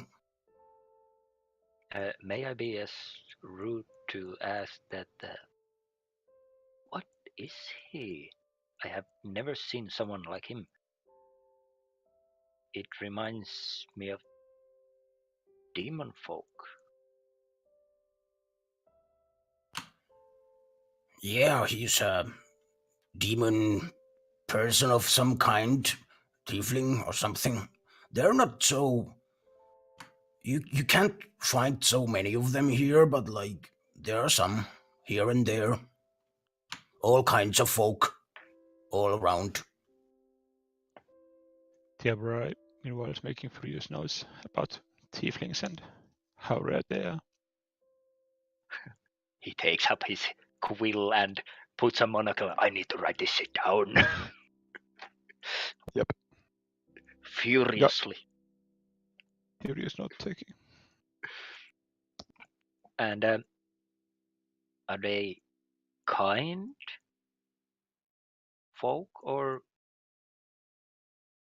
how would you describe these tieflings? He was quite red. I mean, his skin was quite red. Yes, I don't think it's sunburn. Might be just they born with it, I guess. Not so good looking in my opinion. I like my friends more hairy if you ask me. But they are okay. As far as persons go, I don't think that most of people or persons are that good or whatever. I guess he's okay. Camus was his name. Yes, I heard. And I like his stories. I remember my childhood from them. so he Funny tells lad. legends, or do these Yes, stories yes, have- storyteller. That one. Oh. Traveling minstrel, was he? He seemed to have some kind of musical instrument. I believe it was drums, bongos.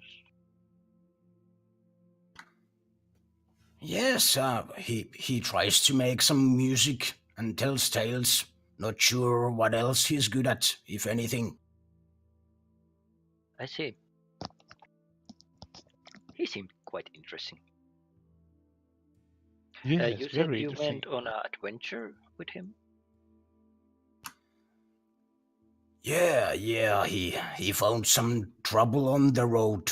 Some bandits attacked him. Stole his guitar or something, some such. I tried to help him get it back, but we couldn't find it. So are you an adventurer or bouncer, or what do? You seem to be working for the tavern master. Yeah, well, odd jobs here and there. Kinda don't have a place to call my own nowadays. Not anymore. I have been in Epiode for a bit over a year. So you know Mostly this place. working as a doorman in the tavern. I see. You don't mind me asking, can we get any maps or information here in Epiode? Do I know if there's a like bookstore or any kind of anything like that? The city is quite small, just a few hundred people living here. No, nothing of a kind of a bookstore or library. You remember that Camus has probably been explaining about the Vedje, just north, few days of travel, and you actually know the area quite well. There's Fedye to the north and this Epiode just about on the eastern corner of the coast, and your home place, of course, in the west with the shallow passage. I think it was shallow passage. Let me see. Yes. Yep. No, I don't know any map makers around here. You might find some in Fetchia, I think. It's bit to north from here. I think like 2 days journey or something. Is it too easy to get to Fetchia? Is there a road or? Yeah, there's a road going there, but you need to be careful. There are bandits roaming around, and all kinds of danger. Is it possible to make as a two-man team, or does there go any traveling groups that we could join?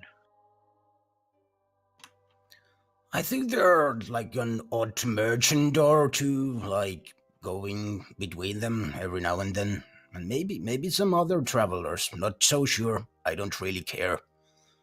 But to be honest, I'm kinda had my fill with Epiode. I could actually go with you to fetch. It's time I move away from here, I think. There's nothing for me in here anymore. That would be excellent if you could accompany us to Fetchia.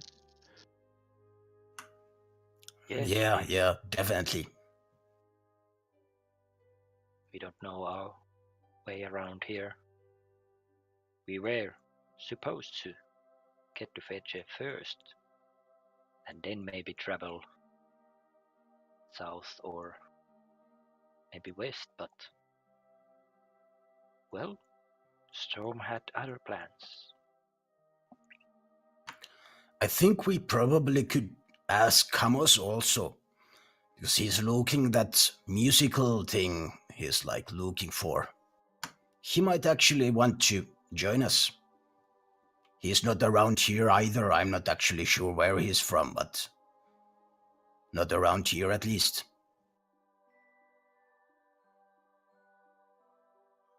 Okay, maybe we should ask him then. Has the tavern owner come home at No, all? no. Actually, you were probably figuring that out, that maybe he should have already come. You can hear the door. It's shaking the whole exteriors and interiors of the building. Someone slamming it so hard. And open the door right now. The voice doesn't sound like the tavern keeper, right? No, didn't. Is there a window or a peephole in the door to see who's outside? Yeah. You know, this Morgan immediately picking up his battle axe, which was like pretty like he has it always like in his arm's reach, seems like. And he yells, Who's there? You can hear some mumbling behind the door, and get out of my way. Let me just. You hear the lock click open, and the tavern owner actually pulls the door open. You can see his face is what asking you, looking to be quite finding some answers. You're here? Okay. Morkran, I need your help. We need your help. There's, again, someone's missing again. The rain is pouring inside. You can still hear the storming outside. You have actually heard, Morkran, that there has been few disappearances in the episode. Here and there, maybe once a month. The stories tell that maybe Chee took them. Maybe people just got tired of living here, but mostly young children are disappearing. Oh no, not again. Wait a minute. I'll grab my stuff. I'll be right outside. And Morgan starts to like get his stuff on, and is kind of ready to follow the tavern keeper. So what is it? Who's disappeared? Actually, you remember the small boy next to our neighbor? Thanos was his name. The boy with the red curly hair. Oh, yes, that one. I think we've found his arm. Oh shit. Well, this sounds bad. Let's go. Show me the place. Yeah, the barkeeper starts to drag you out in the pouring rain. You Putting my shield again Yeah. on top of me. Tal looks up at Tiabrar and asks in low voice in Elvis that should we maybe follow and see if they need help? We kind of owe our life to these people. Yeah, we are in, we are in the depth. So let's go. Tiabra this time just pulls his cloak over his head. Doesn't got his lesson last night and doesn't conjure anything up. Yeah. Comes you also reckon the competition going outside wake up, and you can actually see quite a lot of people storming out in front of the windows, despite it's pretty dark still outside, even though it's morning.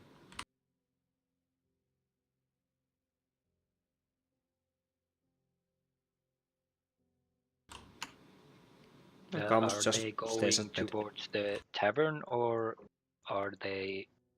You already walked past it, so Okay. the tavern keeper actually guides you a bit further than the tavern, and you walk for a good 5 minutes just outside the skirts of the town. You can see a spot that there are quite a lot of people around it. You can notice some farmers and some field workers, etc. Surrounding a spot next to the road.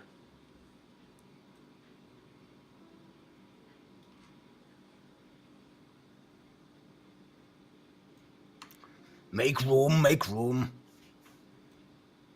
And Morgan Make way, there's a dwarf coming. Tries to shove himself through the crowd. And by the way, I kind of forgot to say that, but if you have seen dwarf before, Morgan is like slightly larger than like I guess a medium height dwarf, and like stout as an ox. Are you barrel shaped or like more like a big ball of lard? No, I'm more like big paw, like pile of muscle. You think like if you hit me straight to the face with a battle hammer, I would probably like grunt and spit some blood on your face and like just annihilate you probably. If it came to like fistifight. Fisty fights. Yeah. Fisticuffs. Oh. Some finish in action. Sure. Okay, you follow up. Calms, are you doing anything? Or are you still at the bed? I think I might have noticed the shuffle in the town. Yep, definitely you do. Make my Quite curiosity- observant. Yeah, quite observant Yeah. you are. You tend to go where people are because you entertain them.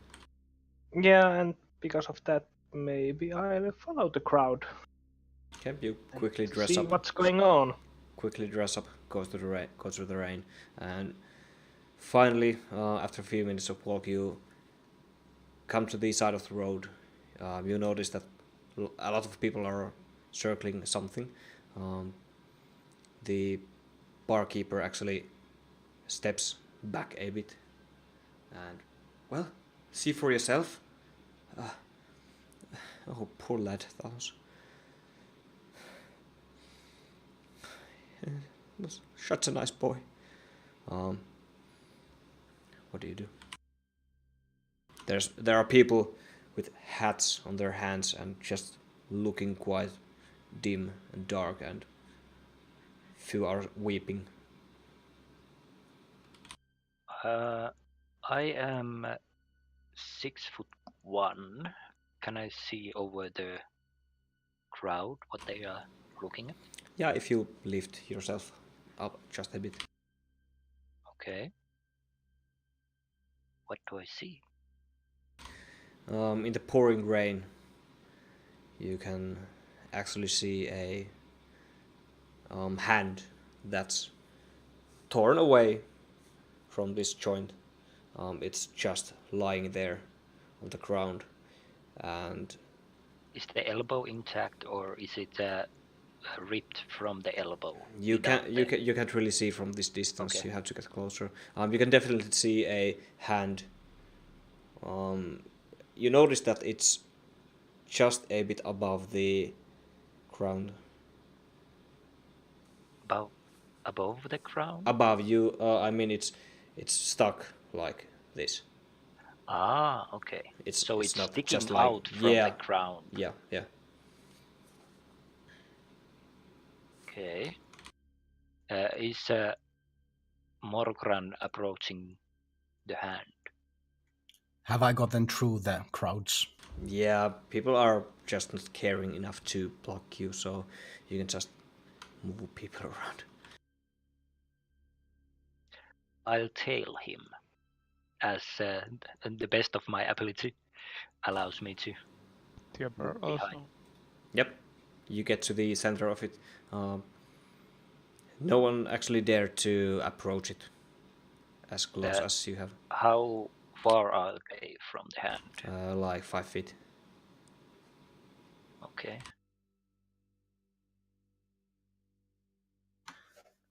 So I would like to investigate the area. There has been a lot of rain, but like, can I find any like footprints, like signs of battle? Where is the blood? So is there like can I like see if well, I can like, I'll try to like carefully move the hand. Yeah, you get to the hand. You throw an investigation Before- check. Okay. Before Morgran has a chance to do that, Tal puts his hand on Morgran's shoulder and asks him to hold his steps. And I'll make a survival check to see any animal tracks near the hand. Okay, do so. Yeah. Is there Well, first of all, do I see any tracks? Yeah, just throw On the the. Because this defines if I can see tracks that I believe are beast tracks, I get proficiency. No, wait. Favorite enemy, I get advantage on these checks to track. It's supposed to be beast. Yeah, if it's beast Okay. tracks, like dogs or wolves or bears or something like on those. Okay. I get to, Yeah, you investigate the ground. You immediately see that there's a few quite large some prints. You're not sure if it's feet or arm or what's that part, but you definitely see some huge claws crawling into the ground and dragging something away through the fields. You can actually see with so I can quite- make an survival check yes, with but advantage no, to not with advantage. see where those tracks go. Yeah, but not with advantage because. Okay. Then I'll just make a basic survival. Yes. Bad survival check 7. Okay. And Tal like stopped me before I could like spoil any prints. So And, I just I'll- like I'll kind say of that, prone, like go on my knee there and try to see something. But while my investigation roll was like 4, so I just grunt to myself like, I can't see anything Well, there. you Rain has you spoiled managed to the make tracks. the check before I could give you an help action. Because the point was to see if there was any tracks and then point out that look at these claw marks, so you could get a advantage on your investigation check. Can he still throw another investigation? No, already gone. You just both made your own investigations. You rolled so bad, both of you, so no advantage here. You should have immediately defined help action.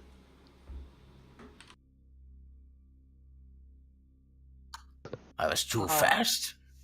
I trust at this point I'm at the same place as other guys. Yeah, you have followed the crowd. A few people are coming late, such as you.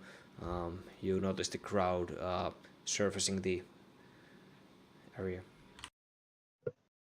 Do I see Morgran?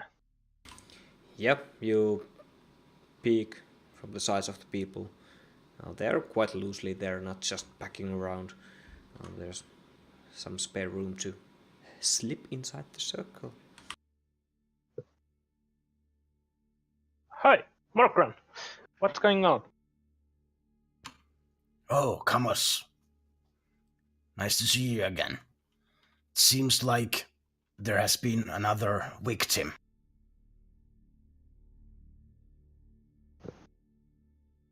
Okay. Yeah, I think I mentioned you like a couple of nights ago. There has been like some kids disappearing around here. Maybe. Yeah, you were kinda intoxicated as always. Well, it's part of my job, so I can't say no to my admirers. Yes, I guess I understand.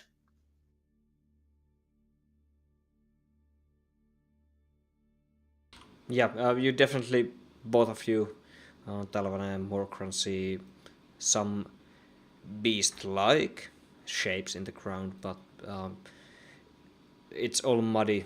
It's pouring rain. It's pretty hard to actually follow those tracks anywhere. And Camus, as you come into the circle, you can also see the arm hanging. It's not directly hanging upwards, but just a bit of a tilt. Has anyone tried to dig that up? Maybe it's the whole boy and not only the arm. Yeah, I haven't gotten to that yet. I could try to investigate the actual arm.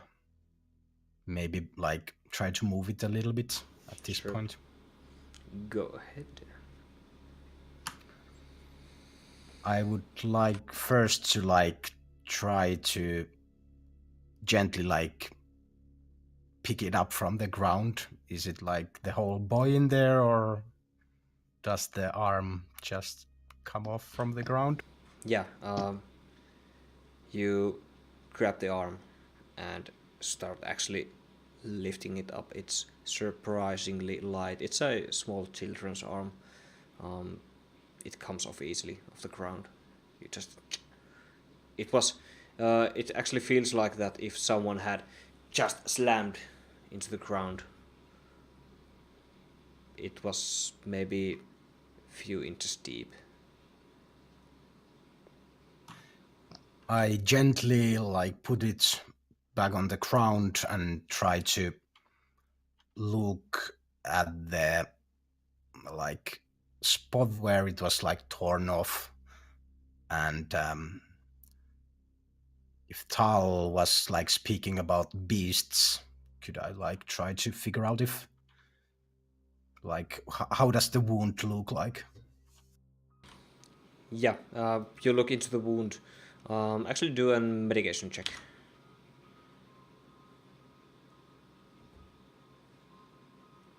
Six. Your rolls are awesome.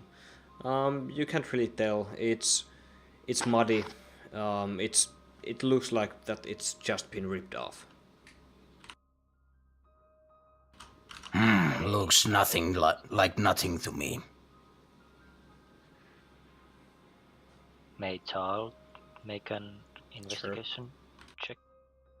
Do I need to do a medicine or just Medicine check. If you want to inspect how it was probably torn off. Well, or I ripped want off to or- investigate if there's any claw marks or fang punctures Yep, sure. in the stone. Sure. So I'll do investigation. Yep. Boom, 21. Okay. Sure. You immediately figure out that it wasn't definitely ripped off. There are bruises around the hand, as if someone had held the arm quite hard. From the wrist? Yeah, around the wrist area. And you definitely can see that the cut is made so clean. There's guillotine. Not maybe pure guillotine, but guillotine-ish. Kind of an object or animal with bite like that, having chewed just that arm off in one clean bite.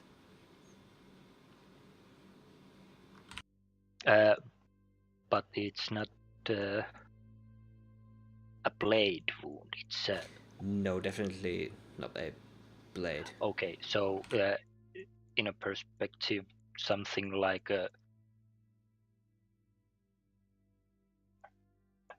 animal with a really strong jaws, Like pincers. snapping, Like okay. pincers.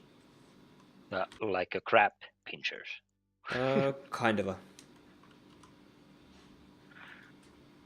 Okay. This arm, it's definitely been cut, but not with a blade or axe or anything. It's something more primal. And look at this bruise on the wrist. He was being held when this happened.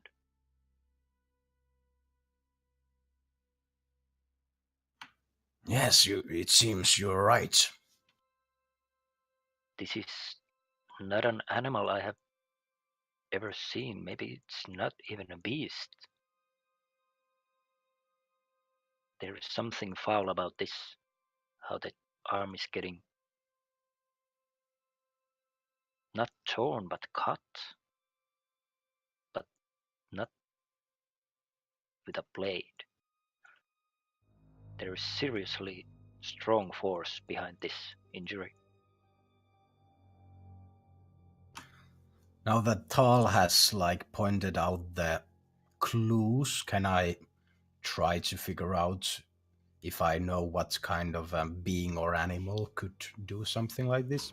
Sure.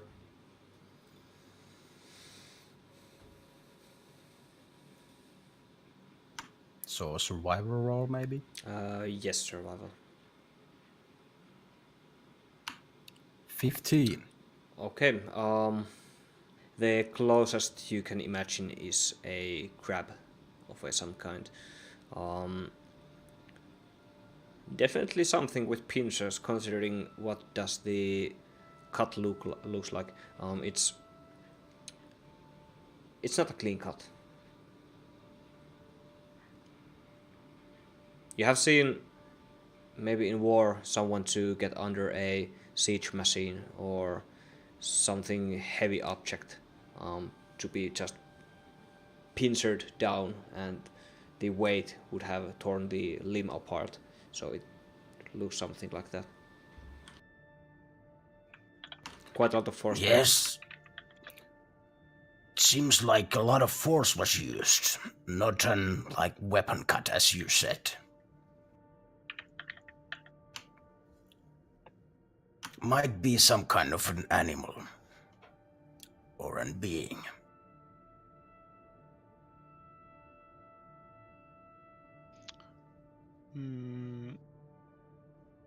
Theobald could dig into his knowledge of magical beasts or magical things.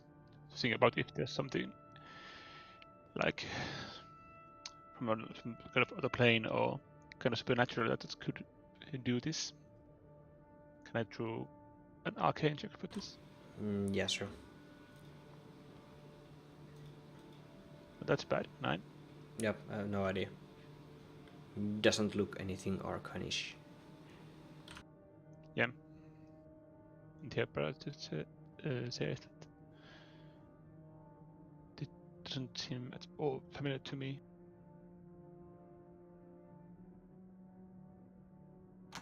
If I have been around for a while now, is there if I think about it, is there a pattern? Is it frequent that this is children are disappearing? Is there a pattern to it or anything like that? Yeah, definitely some kind of a pattern. You have heard the tales. Someone has been either kidnapped or so. Mostly young children around the town, and even some in Fedje. But you do not recognize the lore anyhow. People are just going missing, which is quite normal, of course, but probably not at the coastal Calitron. Maybe if you go through past the shallow passage to the west, maybe then, but not here. I shared the information with the rest of the group. Yeah. So where do these disappearances usually happen? Around this area or around the town, or? The barkeeper breaks in. Just to the north, as I said, Fedje. Mostly small children. Nothing. This place and Fedje. Nothing. Just a few forests and just roads. Maybe some bandits, but this is brutish. This isn't done by bandits, right? Right? No, it doesn't look like it. Yeah, but there's Can clearly some footmarks. Yeah, I was saying that there's a dragging trail. Have anyone investigated that? No, didn't notice. It's pouring and all. Can you lads see anything? He asks a few guys around you. People immediately stop at their tracks and start actually to look around. And one young boy finally, a bit further, shouts that, "Hey, I think I found something here." You go there, you investigate it. You definitely see some clear marks heading through the fields.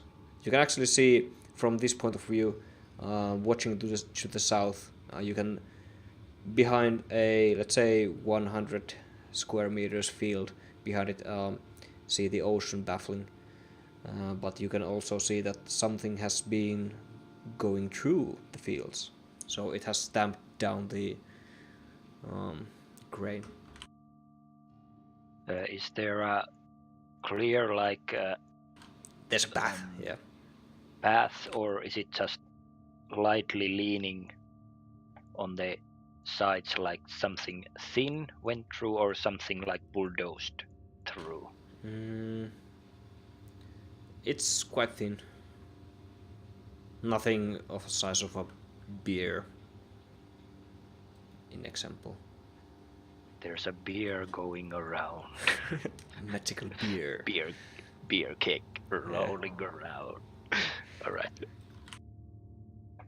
Well, why hasn't the town guard or militia done anything about these disappearance? How many town guards have you seen here? None. Well, you got one over there, and point at Morgran. He's like the main muscle on your doors. He's a fucking doorman! Sorry, no offense, but He looks like quite capable to me. Sure. I'm no downtown guard. Oh well. Well, I must say he has his way through fighting. And Tal perks up and looks around, and do I see Kamos on the front row or like behind some people? How are you situated, Kamos? Well, if I came next to Morgan to ask about the situation. Oh, yes. So you're close. Sorry, I missed that.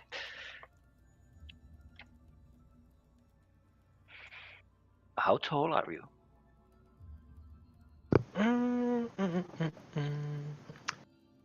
5.74. 175 centimeters. In human language.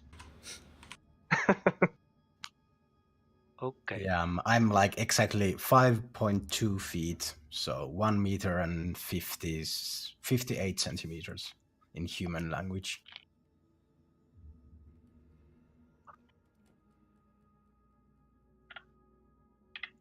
I believe 6'1" was 180. No. 85. 185. So I guess we should follow the trail and see if we can find anything. Well, it wouldn't hurt to have a few more capable guys with us. You going to investigate it? We would be forever in your debt, of course. Please stop it. Please. Stop it.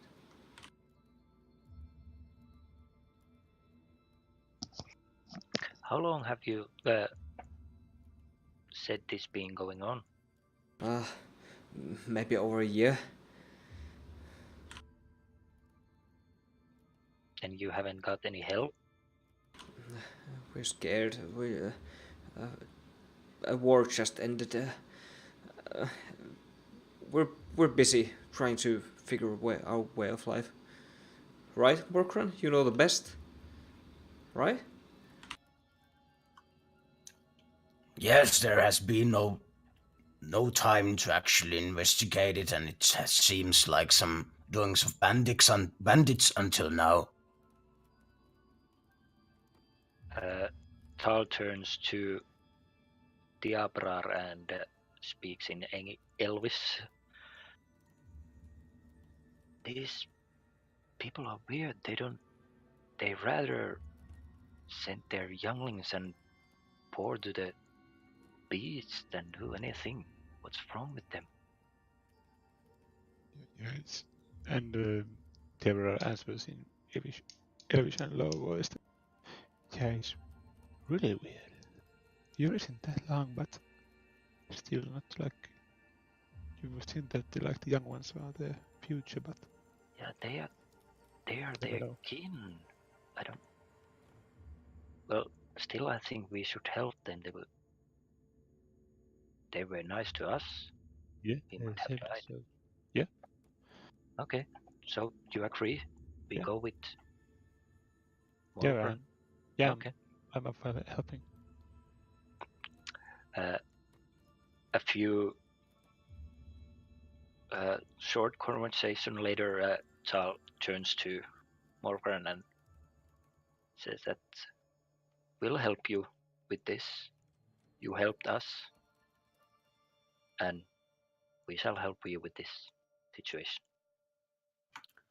Morgran has been like holding his hands like on his what is this, like lap, and waiting and watching from the other to the other when you're like talking this weird freaking language in front of. Oh, good, you are finished. Now can we go already? Camus, are you coming with? Well, I don't have anything else to do, so whatever. Okay. Maybe I'll get a new poem from this. Yeah, you definitely need some new stuff. I have heard all or everything already. By the way, does Tiefling's tail betray your thoughts, or is it just? Can you even like use it in the same way as dog does? Wag it when you're happy and. What does Tiefling tail do? I haven't read about that yet. I'll tell you next game. Okay. Just figure it out. Furiously Something. slamming to the ground, and I'm excited. Yeah, you Let's can go. tell us. Well, I'm wearing my costume, so maybe you don't even know that I have a tail. Ah, okay. Now okay, I'm thinking about like poodle tail or something. Like. Oh, furious Chihuahua. It I'll was cut check my off in my trusty friend. adventures. Google. Yeah, sure. Okay, so I might as well take the lead and track.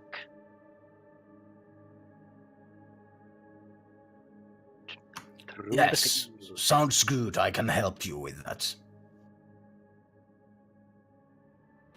Yeah, you start following the Talvanas lead. You go through the field. You're being quite observant. It's still pouring water all around you.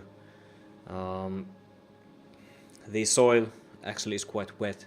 You can see that the grains around you are shaking because it's raining so hard.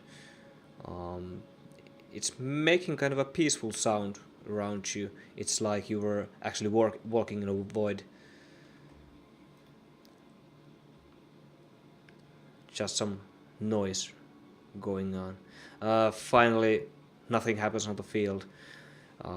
You can see that on the beach there's actually kind of the same tracking marks on the ground. You can also see that there's a small island surrounded by water, and the tracking marks actually go into the water and they just stop there. How far is the island? Maybe 50 feet-ish. It's swimmable. Yes, can I see if there's landing marks on the island? Straight from the tracks that lead to the ocean? It's raining so hard. You can't really see that far. Do I see the shape of the island? Is it a rocky island, or is there only sand? Is it like a sand dune, or? You can definitely see that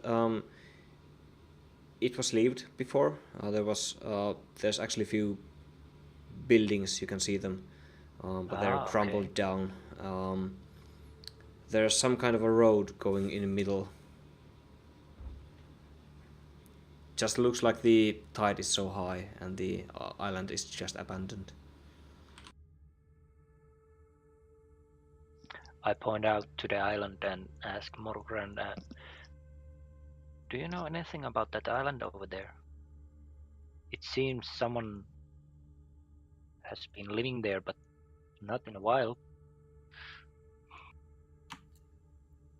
Morgran clearly starts to think. And DM, do I know anything about the island?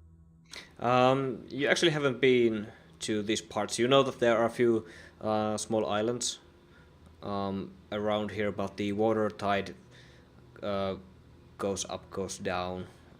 Some smaller parts of the village have been abandoned because of that, because you actually have to either swim or use your boat, which usually gets loosened by the high tides anyways. So you know about these things, but not certainly this small island. No, really, I don't have any clue, kinda. I don't really like to swing that much. I haven't been on any of these islands. Do I look like I own a boat? No, but somebody in the village might. Well, Is it always raining here, or is there sunny days when you would just go on a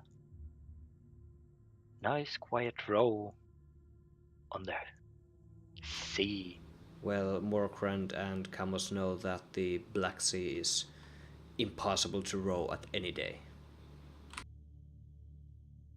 Was it raining or not? Most of you can't really row around in the Black Sea. It's way too dangerous for that kind of a yolly-guggly. What the? Jolly-gaggling. Don't you know the term? It's what long creatures do. It's everything against, like, well, the good stuff like smithing and fighting. Just jolly-gagging all your life around, doing nothing important, wasting your life away.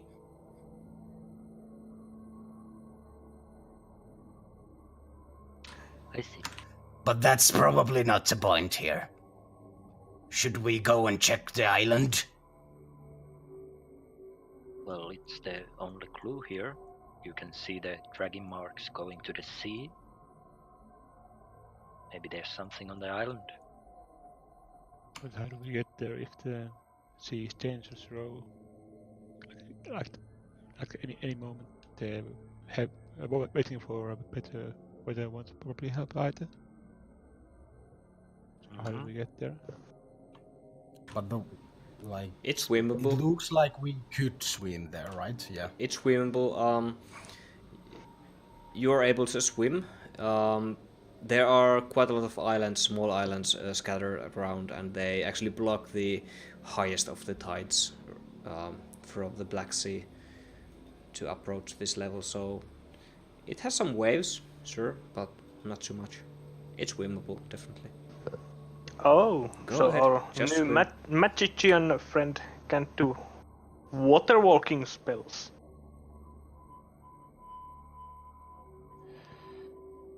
Wow. Camera turns around and looks at cameras. I'm a conjurer, not a damn shaman. Just goes way over your head. Magic Camus. this, magic that. Just goes way over your head. Flies over the head. Yep, okay, what do you do? No one from the village has been following you this far. You noticed that people started to scatter around. Did you actually collect the arm? Did you take it with you, or just leave it there? I don't Of know. course, we didn't take it with us. We Well, it depends if Morkran took it. village dudes could like handle it. Give it to the mother of the poor child. Handle it.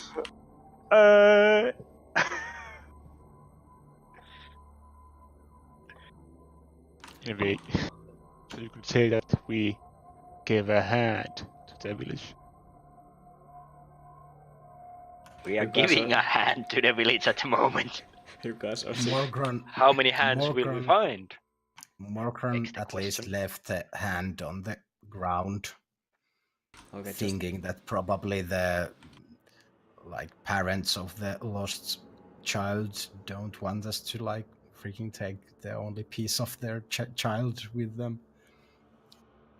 Morgran just grunts and starts to walk into the water, straight towards the island. Are you coming? Gabriel looks at the water and doesn't really fancy swimming in that, but guess I will have to. And he starts making the same kind of head motions he did before and summons what you would basically call a boogie board. So basically a really small surfboard. So I'm just gonna lay down on it and paddle myself across. so are you just Yeah, surfing yeah, across the water? basically paddling. Okay. The object can be 3 feet, but fit in a 3 feet cube, so it can be 3 feet long. It should Okay. be enough. I approve. Sure, it floats. It even carries you. Actually, throw Arcana check. Whatever floats your boat. Yep.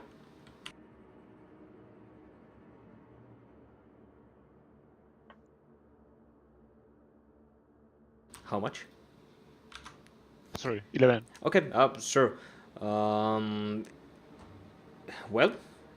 11 floats. You jump onto it. It actually, you go down with it, and you're halfway water, half up. But you get quite wet. But you waited for it. Yeah, and it beats swimming still. Yeah. You're not quite sure actually. Are you floating or is the paddle thing floating? But yeah. Yeah, and I start to paddle my way across. Yep, sure. How about others? Morokran, you went into the water. You pretty quickly noticed that, okay, you had to start swimming because the water is quite shallow. Yeah, first I tried to tuck my beard between my chainmail, so it wouldn't get wet, and tried to walk there, keeping my gear above my head. But soon I realized that I can't get there and keep everything dry, so I just swim there, Yep, sure. huffing and puffing. Yeah, it takes you a good 20, 30 seconds to actually, with all your gear, to swim that far. How about Kamos? Talvanen?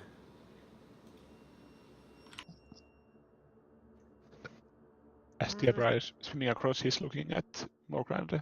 Oh, dwarves do float. I'll just like some water you see being thrown away, and maybe something that you think might be some dwarven curse words, maybe. Well, Kamos takes his hand and basically just rubs his undershirt a little bit. With hands behind his back, he casts Prestidigitation! I fucking love these spells. Cast what? Prestidigitation. Prestidigitation. What the fuck does that do? Oh man. Basically what I am doing, I just make my shirt to be warm for 1 hour. Okay, sure. Yeah. Prestidigitation. Yeah. Prestidigitation. Yeah, that's what I was trying to say. It's fucking hard to pronounce. Just Finnish guys trying to pronounce hard Yo. words. We should probably rename or rethink our channel's purpose. It should be like try to spell out hard words. Learning fantasy English. I added it to the chat. 101. Yeah. Oh, okay. Let's continue. Okay, your shirt is quite warm. Yeah. So I don't get cold when I'm swimming. Yeah. Well, I would like to check around first to see if there are still remains of the road that used to go to the island. Is it left or right? It actually goes through the island. It's not but that large. But I can assume that there used to be a road from the mainland Yes. to Yes. the island, but because of the tide, it's not visible. Yep.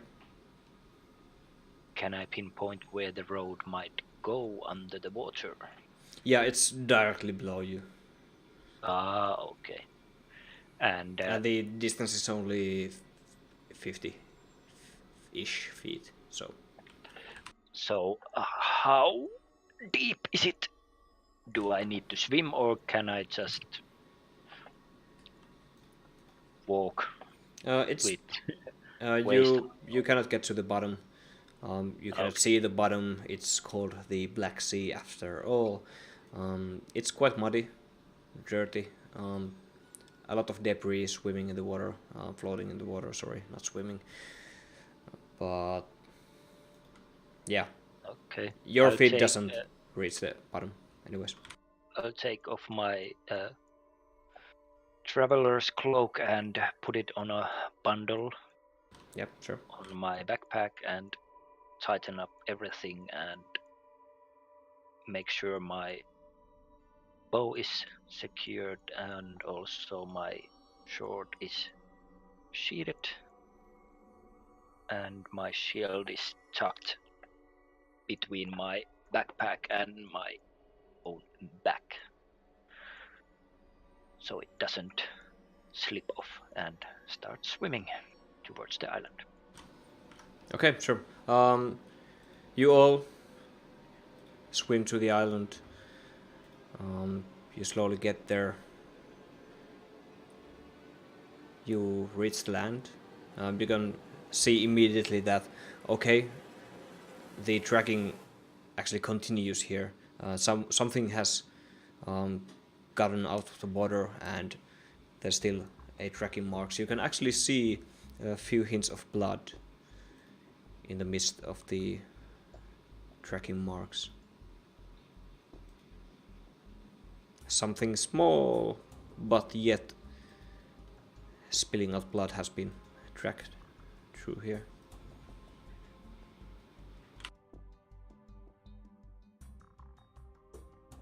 Okay, I'll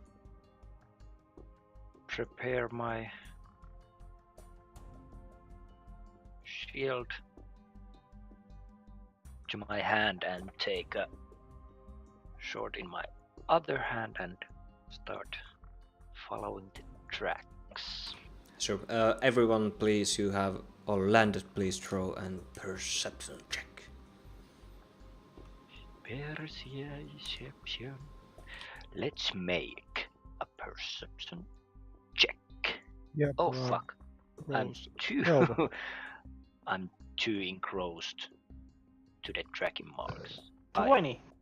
Make a natural 1. Okay. Shit. Talvane, your eyes are full of water. It's pretty hard to see. It's pouring just water and raining everywhere around you. You are quite baffled about the things that are happening around you.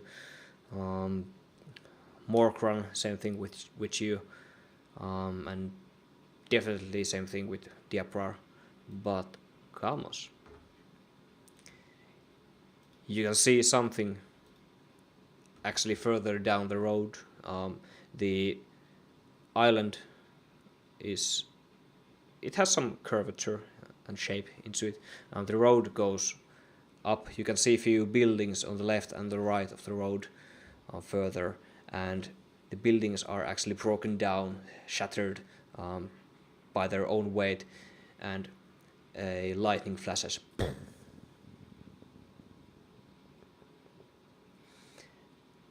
And just when the lightning strikes, you can actually see a silhouette of something huge standing and chewing something.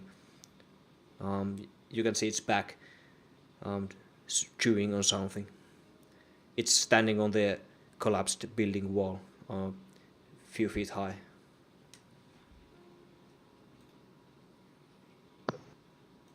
Did you guys see that? see what? I saw nothing. There was a person or something eating something when the lightning struck. Morgan is just like putting his gear in order after the small swim. What?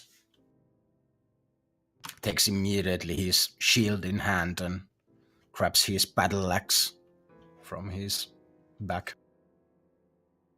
Where did you see something? Comes as you start speaking together, you can actually see on the floor, on the ground actually, that there's some kind of a webbing there. Just it looks like a super thick spider's web, and it's starting to vibrate as you gather up your equipment, and another lightning goes up. There's nothing standing. Now. There's nothing standing on the wall. It disappeared. Are you sure it was there at all? Yes. Be ready, lads. We might be in trouble soon. Stay on your guard. And Morgan clearly starts to scan the environment. Yeah, throw another perception check.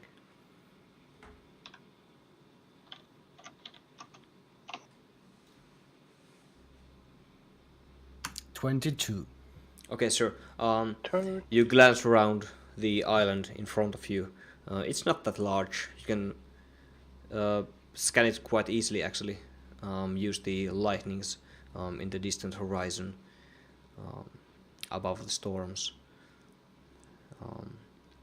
You can also see the ground is full of white silkish web that actually is pretty sticky to your feet.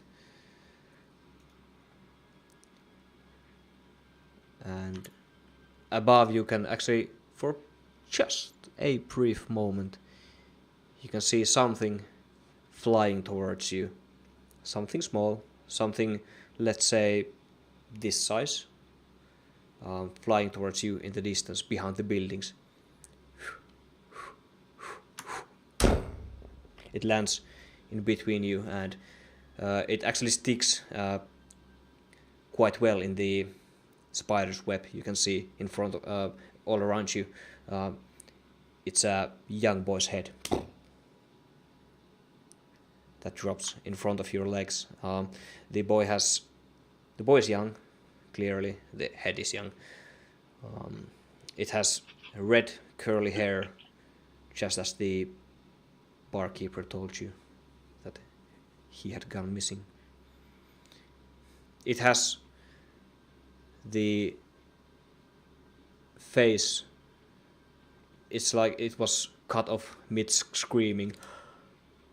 Mouth is open, blood all over the face.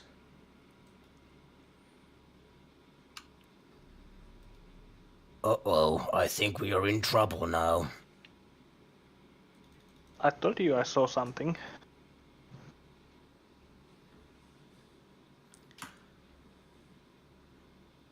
Let's keep going forward.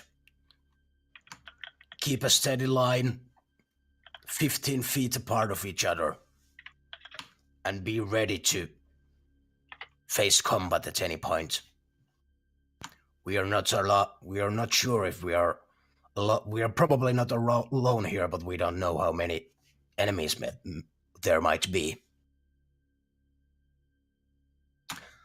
And maybe start to speak like bit like lower, in a bit lower voice, not yelling. Okay, as you all probably walk forward, as Morkran described, 15 feet between each other, you come across a building on the left side of the road and a building on the right side of the road. And we are going to enter combat. Shit. Do I see it Let's now? see, can I unmask the map?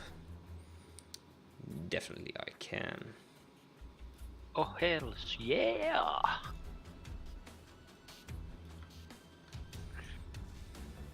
Did we come from the... You came from the left side.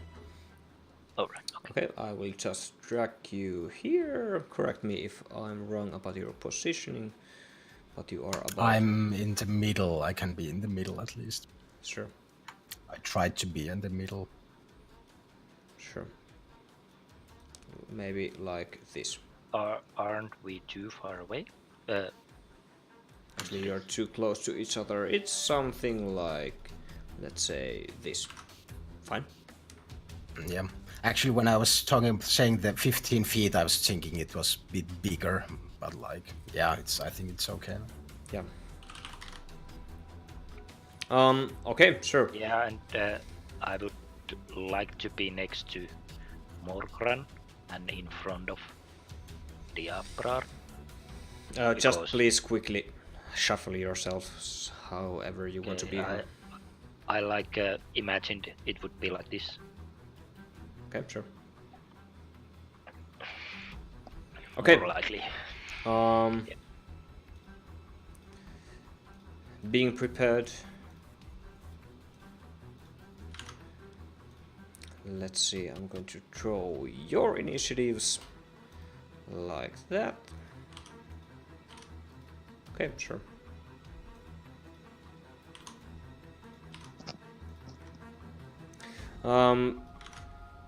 You suddenly, Kamos, you hear something on your right.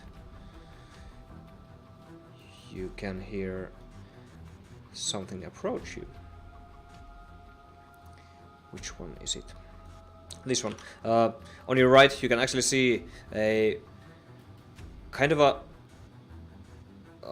four-handed beast that has this quite slim posture in front of you. You immediately notice that it's full of hair. Its spider-like, but not quite. 4 hands, 2 legs, just storming to you and having a stab.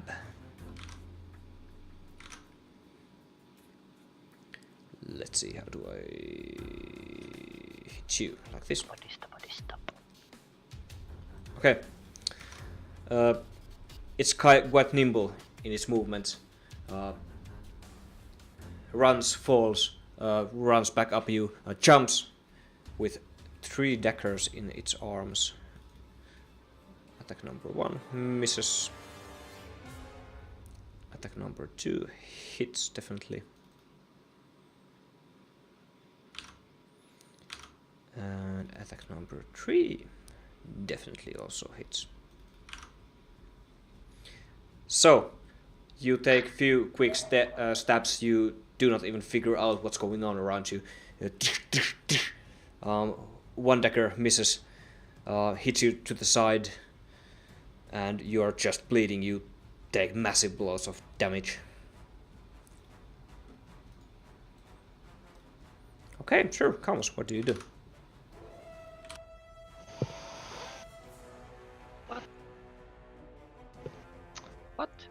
What? I mean, you. I know what you mean. Okay, it's your reaction then. Yeah. Oh, nice. I take the disengage action. Yep. And start to move away. Yes. Shouting to Morkar, there's a spider thingy stabbing me. I run to the middle of the guys and use my bonus action to cast Healing Word on myself. Okay, sure.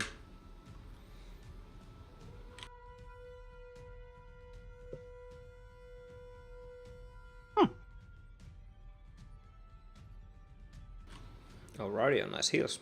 And that's basically it. Yes, now to Talone. Okay. So, do I see anything else but the creature that... Okay, just draw perception. Okay, I'll make perception check. 20.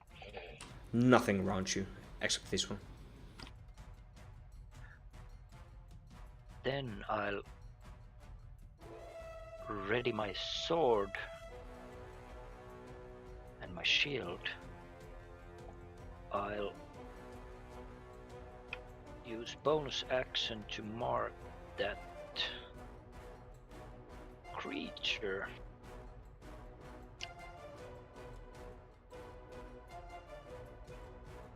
With Hunter's Mark and approach it and hit. Sure. With a short sword. And I miss. Okay. And that's my turn. Yeah, you had a sword? Yes. Yeah, you take a large swing, quite a bit in a panic, like this is the first actual monstrosity you have ever encountered, like just hitting like with a baseball bat. With one hand. With one hand. I have a shield in my other hand. Yeah. It's like a bar swing in panic.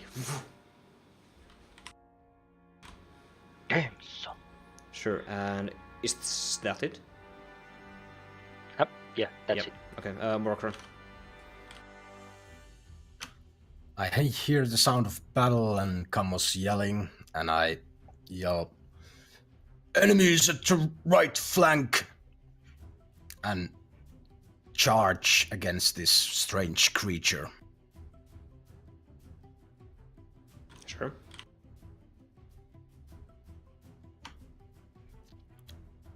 I ready my shield and go into a flanking position and try to hit it. Do so.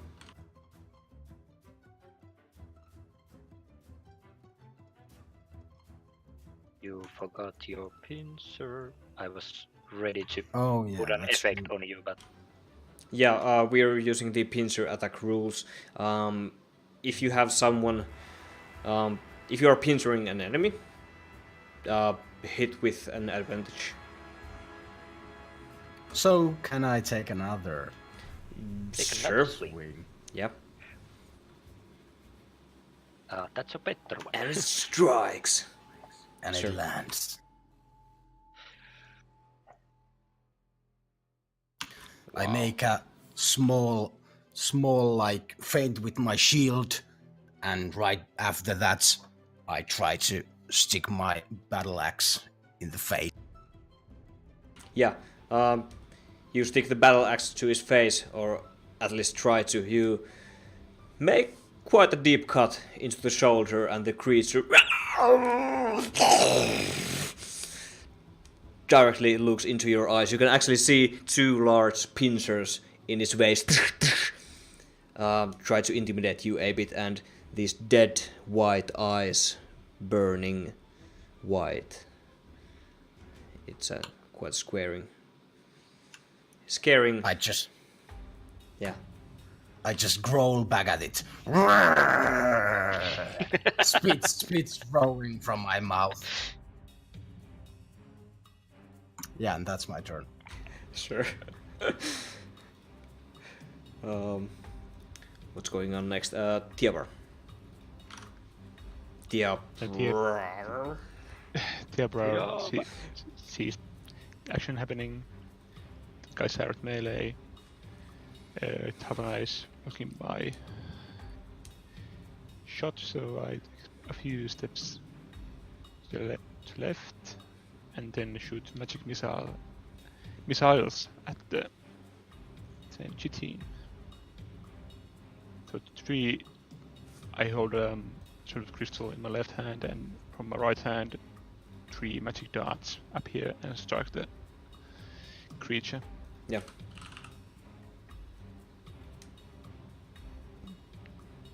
Just for good measure. Okay, sure. How do you want to kill this creature? It has turned around and started snapping at Morgan Fireforge, and the first dart hits the creature in the chest. It turns around towards me, and it has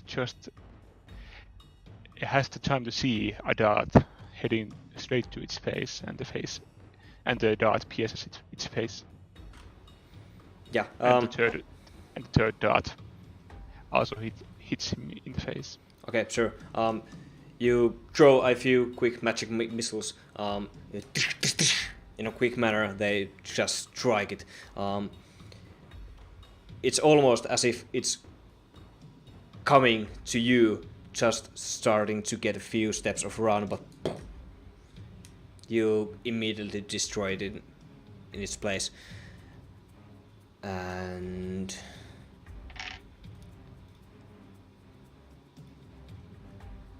everything seems good. Except the combat continues. Be on your guard, lads. If this is a nest of some kind, there might be more. And yeah, it's not my turn. Yeah, Talvana. Oh, okay. There's one unconscious or dead creature in front of you, lying. You can actually see that there's blood pouring from its skull to the ground, and actually coloring the white web to be not red, but something in terms of maybe poison green? Green-ish. Do I see any other creatures? Yep, do a perception check, and that would be your... Nope. 9. You don't. No creatures. You don't. Then I'll take a step closer to Tiab and keep vigilance. That's my turn. Okay.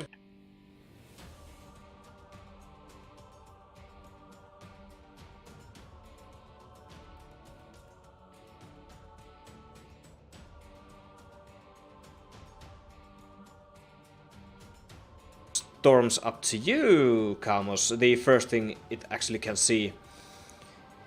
You can hear it. Oh boy, here we go again.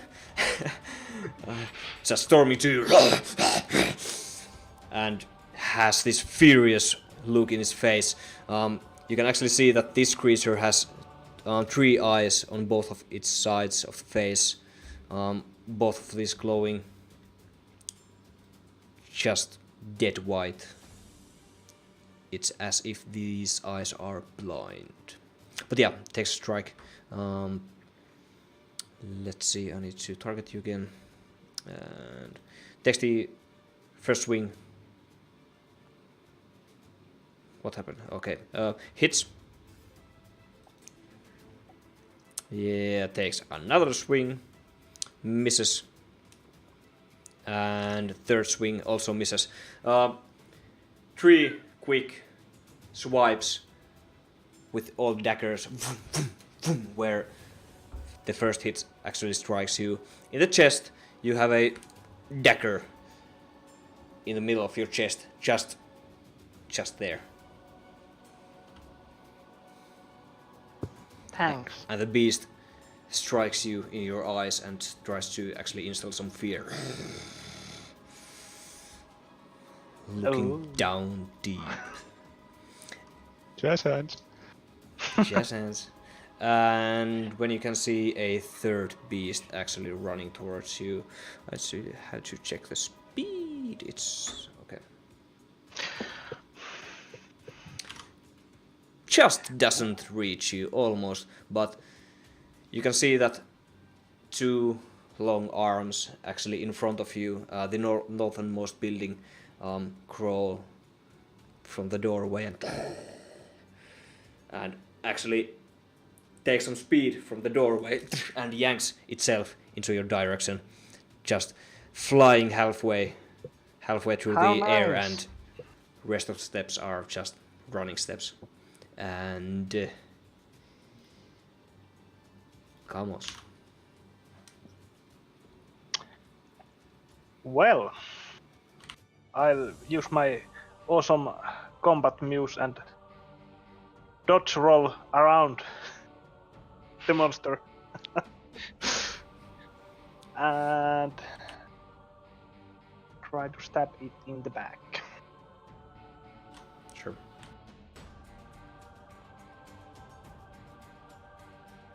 Nice. Yep, some serious hits.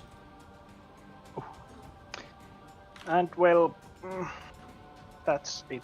Maybe shout to Morgan, here's more! Help! Yeah. You stab the creature in the back and you hear that it's writhing in pain. Just looking directly back to you and staring you down again. It's a bit higher than you. I try to intimidate it.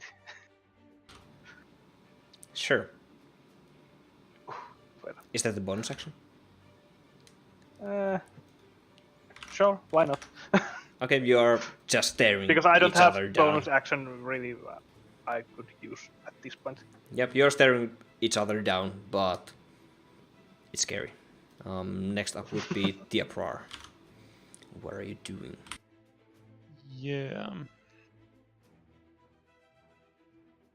I'm gonna take a few steps again. Take a few steps to the side and target them. Good place actually. Go here. Target the nearest Chee. Yeah, these are called cheatings if you want to. You do not meta play, and you 4 of you don't meta play and Google these, but these creatures are called cheating for the weavers. Yeah, continue. And I'm going to fire a firebolt at the Chee. And that misses. And it's my turn. Okay, sure. From there, the firebolt actually just goes on and on and on, and you can see that in the quite far, actually, the shower that you have around you just burns it out, or extinguishes. Yes. It fizzles out. Yeah, sure. It fizzles out. But as flying, you can hear the like massive fireball going on. Okay, sure. Next up will be Morgran. Morgran runs next to the sitting that is attacking Kamos, like from his shield side, so he's protecting himself, and yells, Yeah, there seems to be more. and hits the city with his battle axe, or at least tries. Okay, sure.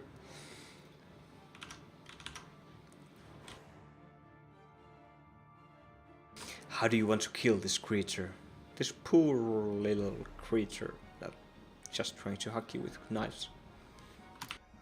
Yes, I said I run past him, like protecting my side with my shield, and immediately with the like running force, I swing around my battle axe between his like head and shoulder. Yeah, as you take a swing, you a clean strike. You actually decapitate the whole creature as its head flies somewhere in the bushes nearby on your north. Yeah, and there's my turn. Yeah, sure. Where's my application? Here, let me just roll initiatives.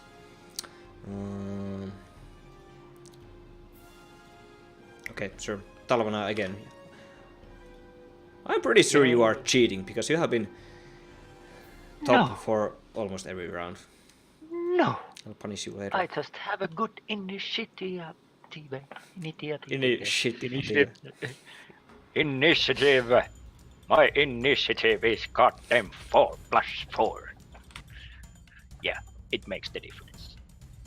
Anyhow, now that this Cetine 2 is dead, I can move my hunter's mark to next target.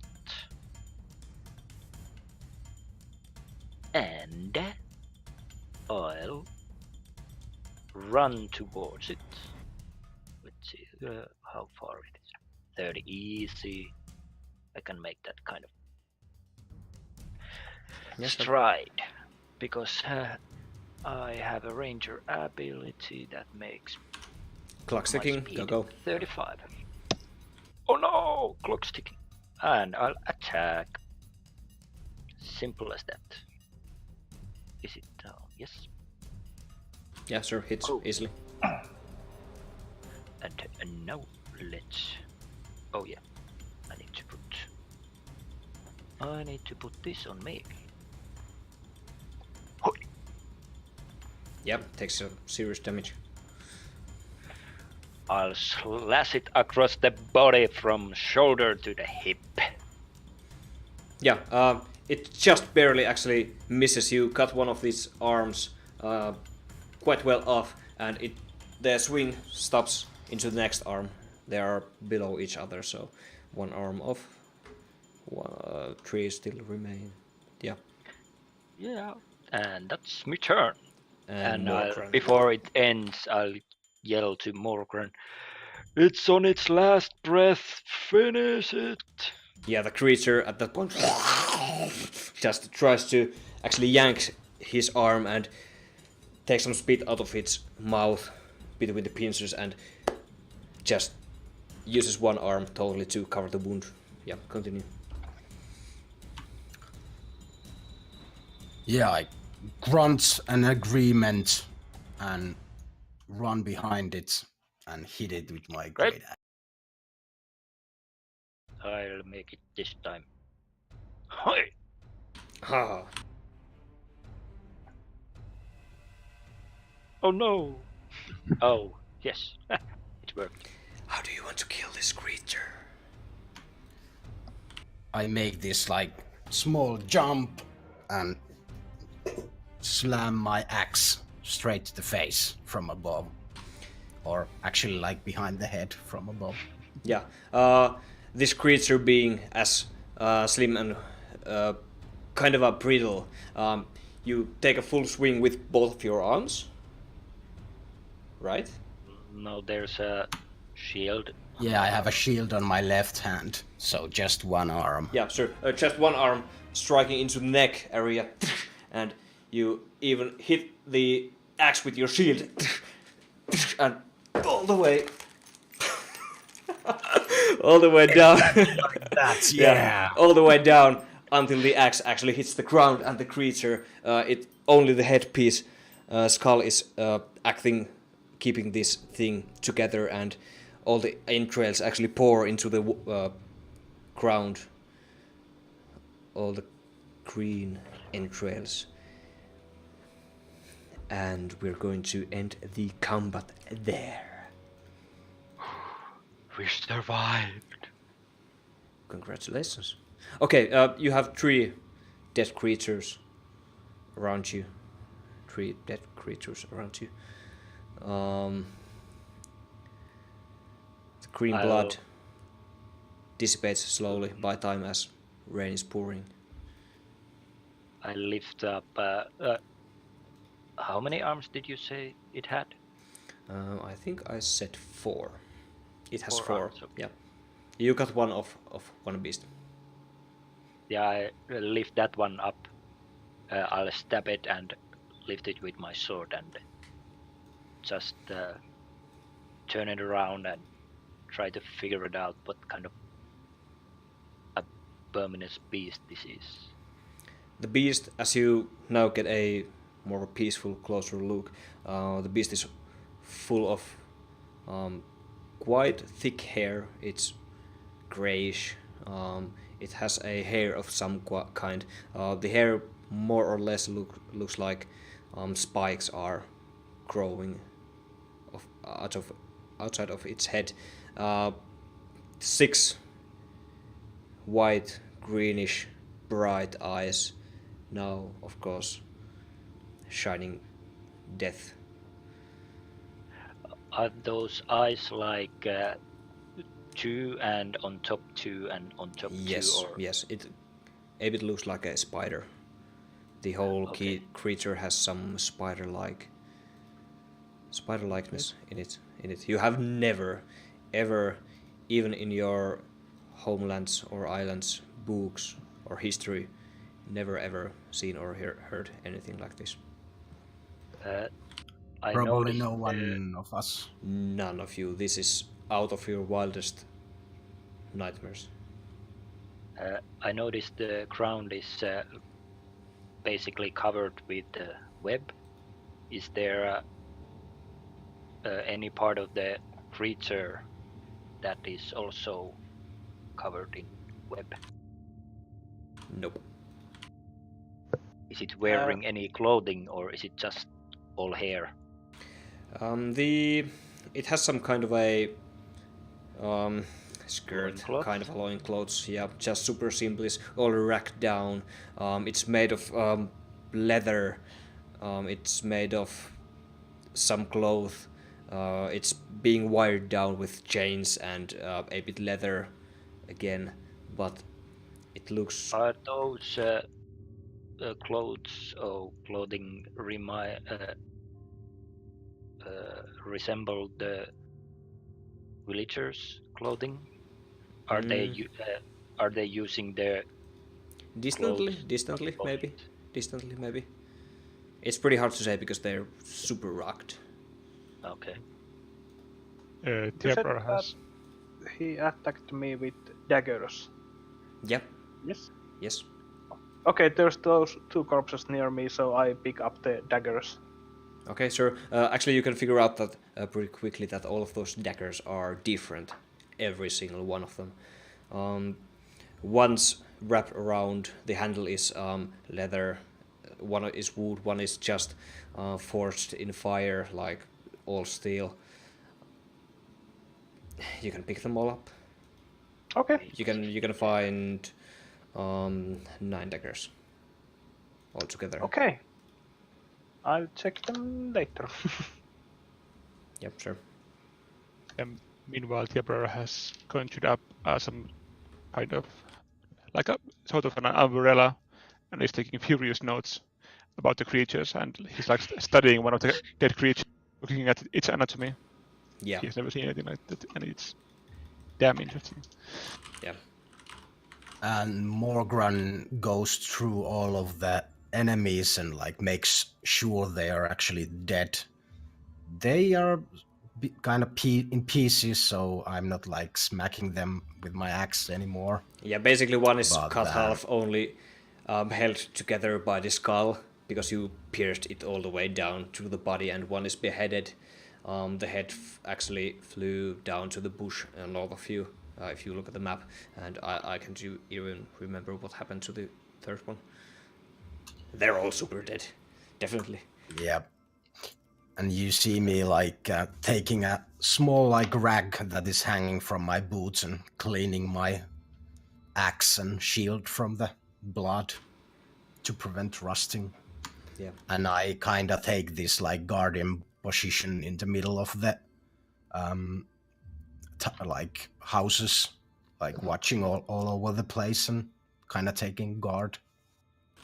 I would like to check the houses. Are they all rubble, or is there a roof? Yeah, the roofs have fallen already a long time ago. It has been probably years, or year or so until then. You also check the interiors and exteriors. I have been saying exteriors quite a lot today, but the rubble's around the island. You go through the whole island. You can even pick the head from the bushes there, but you seem to find nothing. You take your time. Is there any remains from the lost kids except the one head that was thrown? Yeah, you can. To the feet of Morgram. Yeah, the left building. You can actually find the rest of the boy's body. You can find one leg, the torso separate, also torn apart from the rib cage actually, and actually everyone throw investigation check. Who's going to go through the boy's body? You can find also some finely chewed bones around, almost as if they were used as toothpicks. Investigation. 15. 11.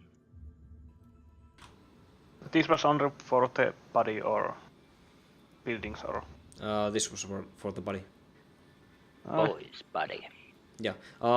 Okay. You notice that the body, the chest, that's been ripped wide open from both sides of the rib cages. You notice that there's some green slime inside. Saliva. Does it resemble the spit that the creature was using once I cut its arm and it spits on it? Morkran, did you go through the body also? Yeah. It strikes you odd. You can't really resemble. You have seen this somewhere else. Not maybe that far time ago. This slime is. It strikes you super odd. It doesn't directly ring a bell, but definitely there's something familiar here. With my experience from these creatures now, Yep. do I can I make a difference? No. I mean, do I differ that are these creatures able? Can these creatures make that kind of cut to the boy's arm as we saw from the field? Because they don't seem to have any kind of pincers. Yeah, actually, they do have pincers in their face. Like, I can open the image of the creature for you just now. Let me check images and map. And so those could cut the boy's arm off. yes, it definitely looks like it can cut someone's arm off, or even behead something You're small. one hideous-looking motherfucker. Sorry. Don't worry, it's for major audiences only. That's real. Okay. Good. I'm not sure about YouTube, but Yeah, we are flagged right away. yeah. But sir, yeah, definitely How it can cut big something off. is this creature? Is it taller than 6 feet? It's 4 feet ish. 4 feet-ish. These are from 4 to 6 feet. Okay. They vary in size. Is it possible to wrap one of the smaller ones to go? Not as a lunch? Like to go. Yeah, sure, you can do that. You probably have some traveling. I have rope. Yeah, you can do. You wrap things up. Do you take the boy's remains or some other bones I would with you also before you go? I would also like to take the remains, or at least say to Morgram that we should definitely take these boy's remains and cremate him. He's in really bad shape, but it would bring closer to his family. Yes, I agree. You are correct. You're right. Sad thing it is to die so young. Did anyone check the houses already? Yes, house it on checkup. Yeah, Was everything's been checked With here. investigation. Yes, everything has been checked. You take your time. Nothing to see here. Carry on. Yeah, there is no caves, no hidden passages, no other creatures, only these Yes. three. No survivors. Yeah. Maybe it was a survivor island. Maybe it was. Who knows? Anyhow. Theobald Are we ready to go? finishes his notes and backs them away, and so we are taking one of the corpses and heading back to the town. Actually, I would like to check if the saliva is poisonous. You can take something with you. You can't really make anything out of it in this rain, but you definitely probably have some vials or so. Something you can carry. You even have one corpse with you. Yeah, we can probably examine the corpse better. Yep, sure. In the village. Yeah, sure. Okay. You grab your gears. Take one of these creatures. You do not know its name. Actually, I showed you the name, but you collect the boy's remains. Other remains you can actually find pretty much just a pile of bones of separate sizes. You start swimming back to the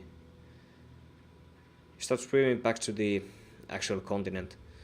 It's not that far, 50 feet, and you hit the ground. Go through the path you actually did just now, as you did. There's something soothing and calming in the surroundings between the field. You can only hear the heavy rain pouring down and making the crops slightly bend and just make this beautiful background noise. You do not say anything to each other as you go. And I would like to say to Morgran that we probably should make this a bit stealthy. That is there any kind of a townspoken or who's in charge? And we should bring this beast or monster somewhere quiet where the people are not gonna see it. DM, do I know that, like, is there a town elder or something, or is the town keeper, like, is he the guy who or everyone knows, or? as you discuss these things further, you still are in the midst of the field, going on forward and just slowly discussing with each other. We are going to end this night's episode right here, right now, because it's super late and the combat is over, and I was trying to make the end speech there, but Oh, sorry, I thanks. interrupted. Yeah, it's okay. Yeah, it was great. You can Campaign 2, Episode 1. yes. Thank Wow. you. And no one died. No one died. I'm super stoked. I only had 1 week to actually plan the surrounding areas and everything, and had to have quite a lot of discussions with you guys. We even did a new format on the. Thanks, Jonas. Actually, check his name in the. Let's say description here, somewhere below. Yeah. And we were quite. A lot of us, almost everyone. Actually, everyone were working quite a lot on making this stream again happen on a new campaign. So, thank you for watching. Please do follow us in the future also. We had some nice peaks in the watch counts. Please talk in the chat also in the future. Always nice to have.